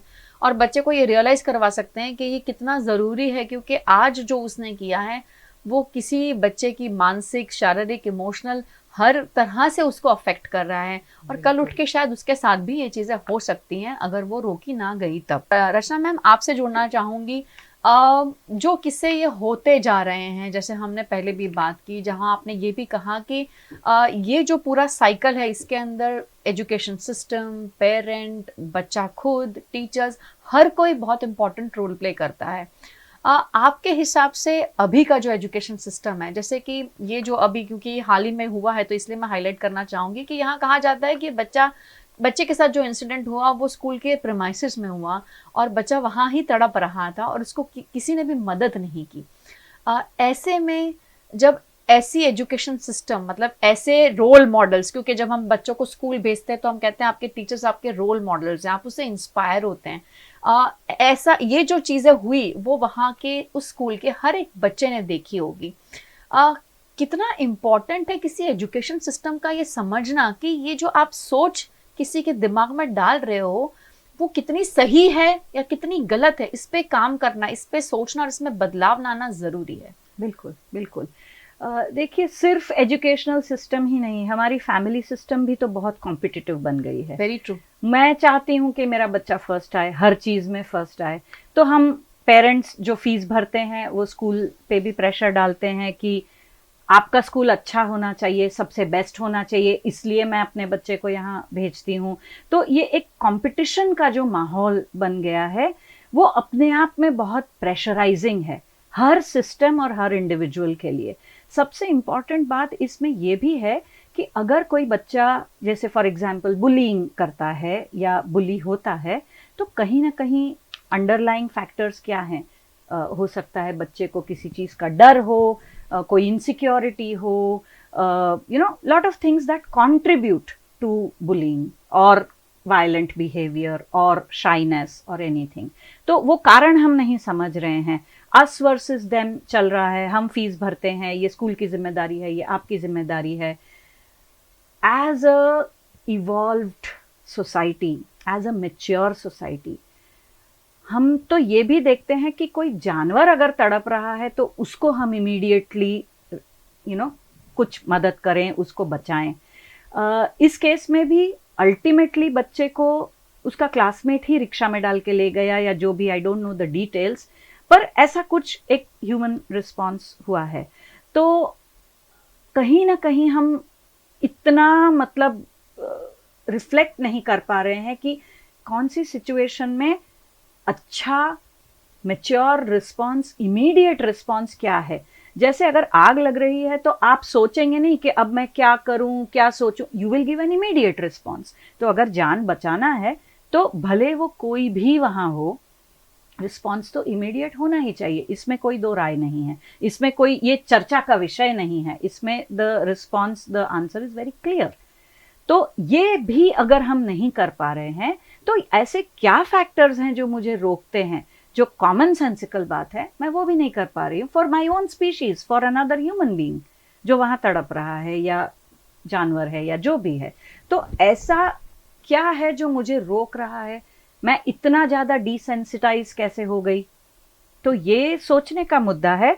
और उससे भी ज्यादा इम्पोर्टेंट मुझे ये लगता है कि हर चीज में अगर आप एक इंडिविजुअल लेवल पे देखें तो मैं क्या कंज्यूम कर रही हूँ, किस तरह का, मुझे हर चीज इंस्टेंट ग्रेटिफिकेशन चाहिए, हर चीज इमीडिएट चाहिए। अगर ये सब ही पैरामीटर्स रहे तो हम ये डिसेंसिटाइजेशन नेचुरल है। तो आजकल हम ये भी देख रहे हैं कि बच्चे बिकॉज इंसानों से बात नहीं कर पाते हैं, बिकॉज या अवेलेबल नहीं है पेरेंट्स, जैसे आपने कहा, या बच्चे की कोई पेरेंटिंग की भी एक हिस्ट्री होती है। करेक्ट। कि मैं क्यों अपने माँ बाप को अप्रोच नहीं कर पाती। तो बच्चे AI का यूज कर रहे हैं, adolescents are actively using artificial intelligence for advice. अब इससे डेंजरस बात क्या हो सकती है? जैसा मशीन बोलेगा वैसा आप करोगे। बिल्कुल। तो we are really at a very important juncture कि हमें अब इंसानियत को आगे किस तरह से बढ़ाना है वो हमारे ऊपर है। तो इट्स नॉट जस्ट अबाउट कि किसी सिस्टम में ये नहीं हुआ, हम सब उस सिस्टम के पार्ट्स हैं। अगर हम individually as a parent, as a teacher, as a school management, as a policy maker, as the justice system, अगर हम इसको हम इसको प्रिवेंट कर सकते हैं, हमें इसको पैची रिस्पॉन्स करके कि अच्छा अब बिगड़ गया अब कुछ करो, इससे पहले इसको प्रिवेंट करने के लिए जो कुछ करना चाहिए, I think we can not wait for another incident. Because इसमें 2 जिंदगियां, 2 फैमिलीज, 2 इंस्टीट्यूशंस, सब पे धब्बा लगा है।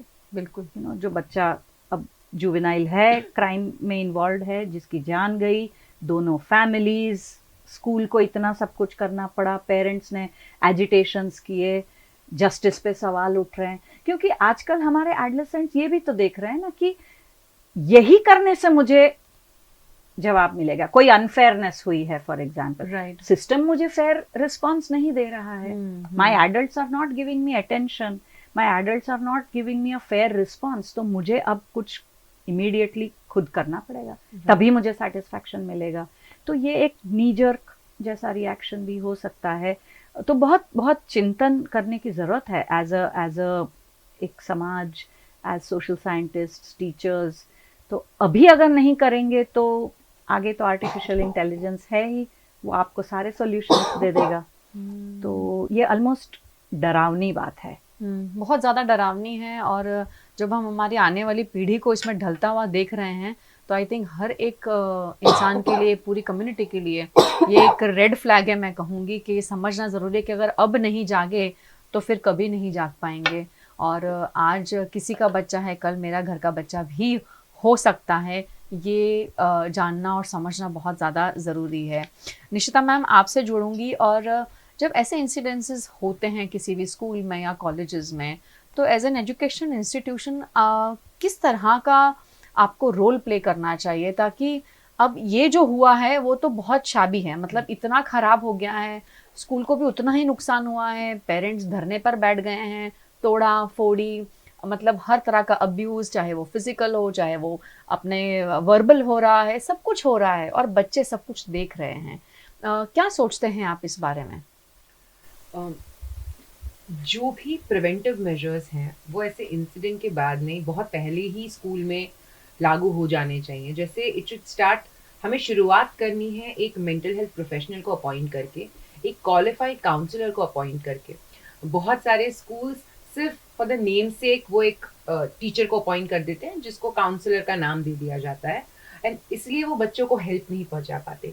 सो we start with appointing a qualified counsellor.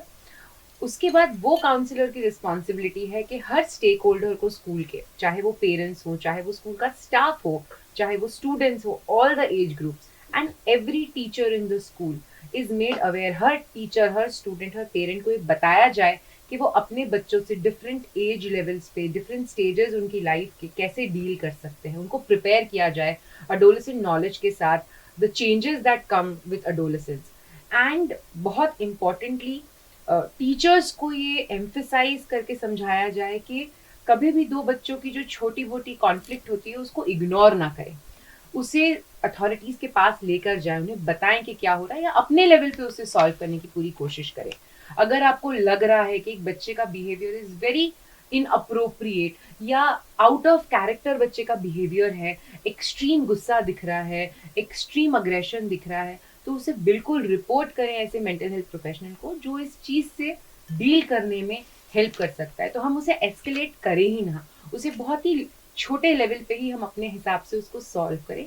और इसको it is not about just एक सेशन, इट इज अबाउट हम बच्चों से बात करते रहे, पेरेंट्स से बात करते रहे, पर इसमें सबका पार्टिसिपेशन बहुत जरूरी है. पेरेंट्स का भी कॉपरेशन जरूरी है, बच्चों का भी कॉपरेशन जरूरी है. And I think that is the most important role जो स्कूल को प्ले करना चाहिए. बहुत सही कहा आपने. और मैं यहाँ ज़रूर ऐड करना चाहूँगी कि जब स्कूल में बच्चों की तादाद 1500 या 2000 है तो शायद एक काउंसलर कुछ भी नहीं कर पाएगा. तो इसमें जैसे आपने कहा कि साइकोलॉजिस्ट, काउंसलर या क्लिनिकल साइकोलॉजिस्ट, उनकी एक टीम बहुत ज़्यादा ज़रूरी है, क्योंकि 2000 अगर बच्चे आप गिने भी तो शायद काउंसलर हर बच्चे को समय दे सकता है, वो पॉसिबल ही नहीं है. तो आई थिंक एक टीम का होना बहुत ज़्यादा ज़रूरी है. और जिस तरह का माहौल अब है उसमें तो और भी ज़्यादा ज़रूरत बनती है. और मुझे लगता है जहाँ अभिभावक अपने बच्चों को समय नहीं दे सकते, बच्चा ढूंढता है कि वो किससे अपने मन की बात करे, और शायद स्कूल में आके वही काउंसलर या वही साइकोलॉजिस्ट जब बच्चे को लगते हैं कि अप्रोचेबल हैं तो डेफिनेटली बच्चा वहाँ जाके खुलकर बात करने की कोशिश करता है, लेकिन वो अवेलेबल होने चाहिए. वो सबसे बड़ा क्वेश्चन है. मैं एक चीज और ऐड करना चाहूंगी जी, कि जैसे हमने ये इंसिडेंट भी देखा, तो हमें हमेशा ये माइंड में रखना होगा कि हमें in as a educational institute we will have to, हमें बच्चे के इंटरेस्ट में काम करना है. हमें खुद का फायदा, खुद का नुकसान नहीं सोचना, स्पेशली ऐसी सिचुएशंस में जहाँ बच्चे की लाइफ खतरे में है. हर एक को जो भी स्कूल सेटअप से एसोसिएटेड है, एजुकेशनल इंस्टीट्यूट से एसोसिएटेड है, we will have to keep the interest of the child in the centre and work towards that. अपना personal interest has to take a back seat. Right, बहुत सही कहा आपने कि बच्चों को ध्यान में रखते हुए हमें जो भी कदम उठाने हैं वो उठाने चाहिए. रचना मैम, आपसे जुड़ना चाहूँगी एक आखिरी प्रश्नों को लेकर. हम जानते हैं कि आजकल काफ़ी सारी स्कूल्स, में नाम नहीं देना चाहूँगी उनका, जहाँ बच्चे बैग में ऐसी सब चीज़ें कैरी करते हैं जो नहीं करनी चाहिए, जो एक्चुअली अप्रोप्रिएट नहीं है, चाहे फिर वो ई सिगरेट्स हो, वेप करते हैं बच्चे, और कई बार मतलब ऐसी चीज़ें जो अच्छी नहीं हैं उनकी सेहत के लिए, जैसे ब्लेड्स हैं या छोटे नाइफ्स हैं, वो सब भी आता है. कितना ज़रूरी है किसी भी एजुकेशन सिस्टम का ये समझना कि अगर ऐसी चीज़ें बच्चों की स्कूल बैग्स में से या कहीं से टिफ़िन में से, अगर पेंसिल बॉक्स में से मिलती हैं, तो बच्चे के साथ साथ उनके पेरेंट का ध्यान उस पर बताना, लेकर आना, और उसके ऊपर रेगुलर फॉलो अप करना, ताकि ये बच्चा आज नहीं तो कल कहीं किसी को नुकसान ना पहुंचाए. बिल्कुल. देखिए, हमारी एक टेंडेंसी है कि अगर एक ऐसा इंसिडेंट हो गया तब हमें ध्यान आता है कि अरे इसके पास तो ये चीज़ थी. तो एक रेगुलर कंपास बॉक्स में बहुत सी ऐसी चीज़ें होती हैं जो पॉइंटेड होती हैं. तो आज तक तो they were not dangerous, suddenly वो डेंजरस कैसे हो गई? क्योंकि आपका आपा छूट गया. There was a lack of self regulation. तो हमारा सिस्टमिक रिस्पॉन्स क्या होता है? बंद कर दो, ये मत लाओ, वो मत लाओ. तो हम सिम्टम को देख रहे हैं. उसका कारण यह है कि चीज़ें जो भी हो, आसपास तो बहुत सी ऐसी हार्मफुल चीज़ें अवेलेबल रहेंगी, लेकिन सेल्फ रेगुलेशन कहाँ तक है? तो इसमें कभी कभी नुकसान भी हो जाता है कि अच्छा, पहले ये प्रोट्रैक्टर्स या राउंडर्स या कंपासेस हम लाते थे, अब ये बंद कर दिया जाए. जैसे पिकनिक पे गए, कोई हादसा हो गया, पिकनिक बंद कर दो.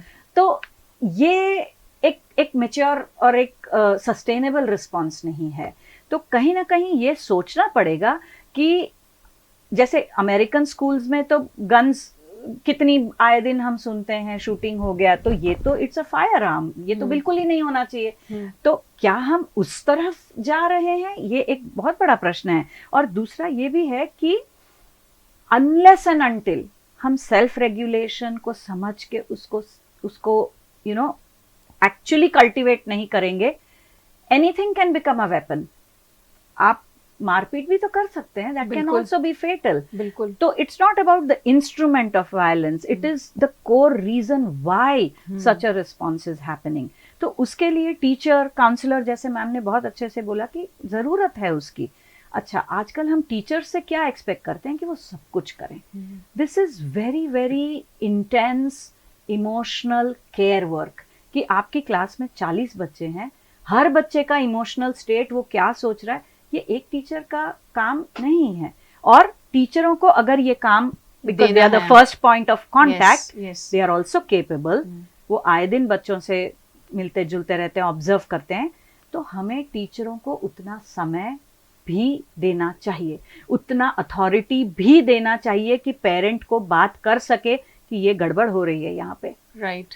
आप ध्यान दीजिए, आज हम देखते हैं हमारी पूरी सिस्टम में हमारा टीचर इज द वीकेस्ट, और ये वी हैव टू, टीचर को तो एम्पावर करना है। कोई टीचर परफेक्ट नहीं होता, जैसे कोई पेरेंट परफेक्ट नहीं होता, कोई पॉलिटिशियन परफेक्ट नहीं होता, कोई everybody is working towards betterment and self refinement, but हमने एज अ सिस्टम टीचर को वीकेस्ट बनाया है।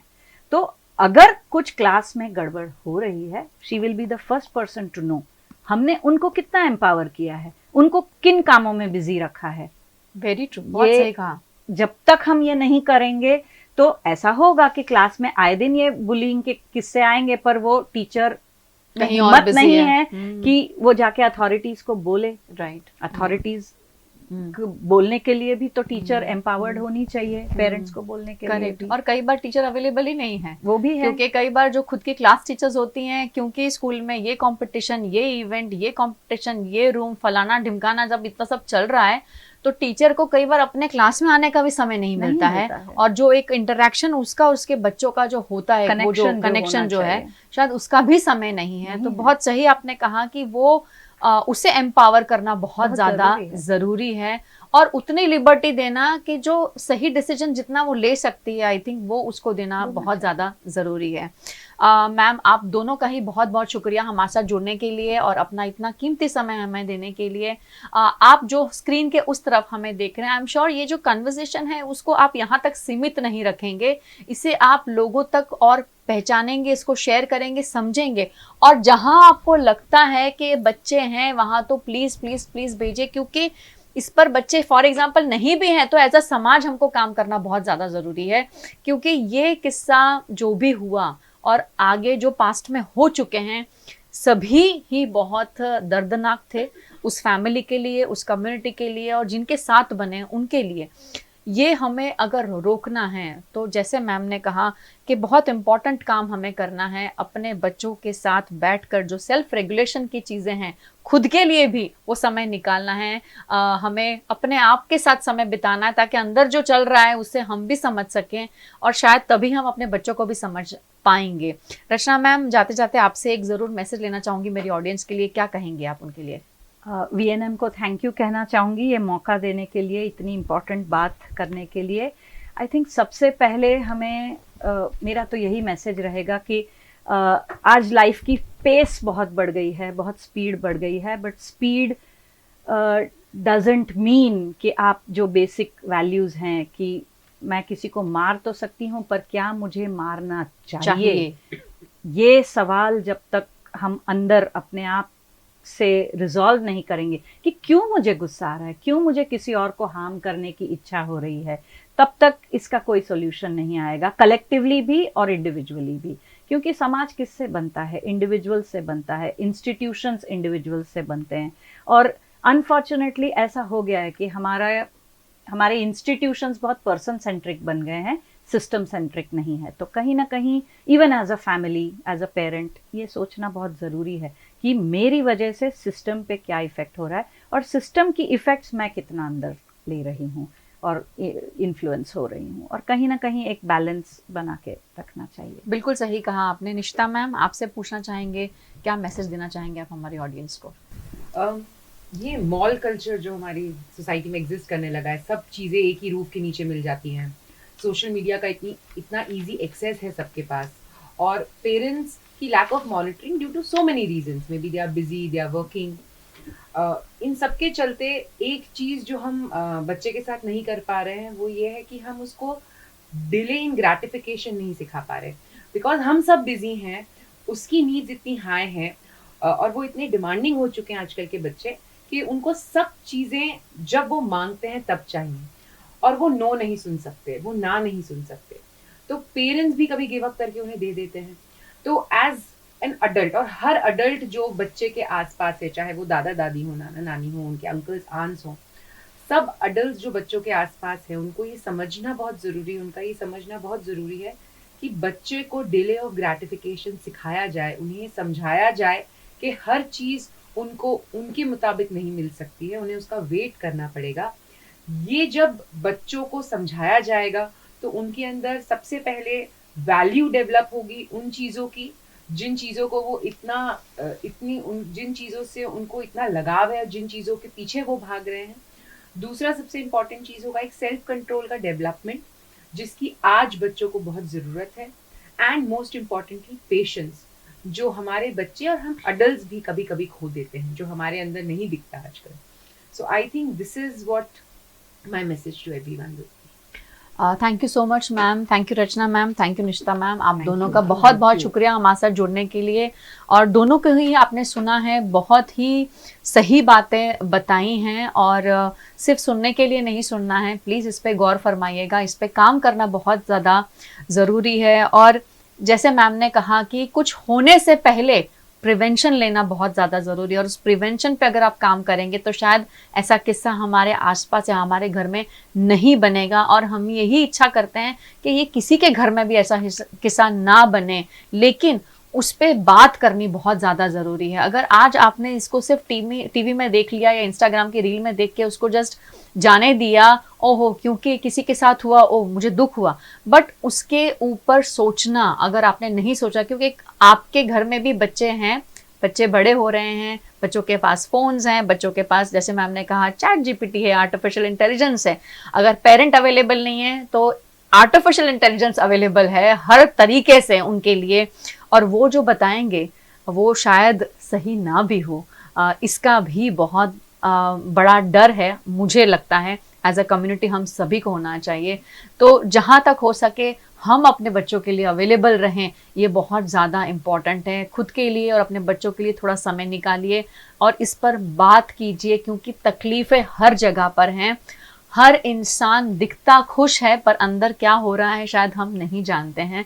तो वो अंदर जो हो रहा है ना, उसे टटोलना और उस पर गौर फरमाना बहुत ज़्यादा ज़रूरी है। आप हमेशा अपने घर में सेफ रहें, सिक्योर रहें, आपके बच्चे खुश रहें, बस हमारी यही आशा है। लेकिन उनके मानसिक स्वास्थ्य को सबसे अच्छा और पॉजिटिव रखना भी हमारा उतनी ही बड़ी रिस्पॉन्सिबिलिटी है। तो चलिए मिलकर उस पर काम करते हैं। हर बच्चा अपना बच्चा है, ये समझकर ये सारे विषय जो हैं इन पे हम काम करें, और किसी को भी तकलीफ़ है तो उसके लिए हाथ बढ़ाएं और उसके साथ खड़े रहें। ये नहीं कि ये हमारा किस्सा नहीं है इसलिए इसमें पैर डालने की कोई ज़रूरत नहीं है।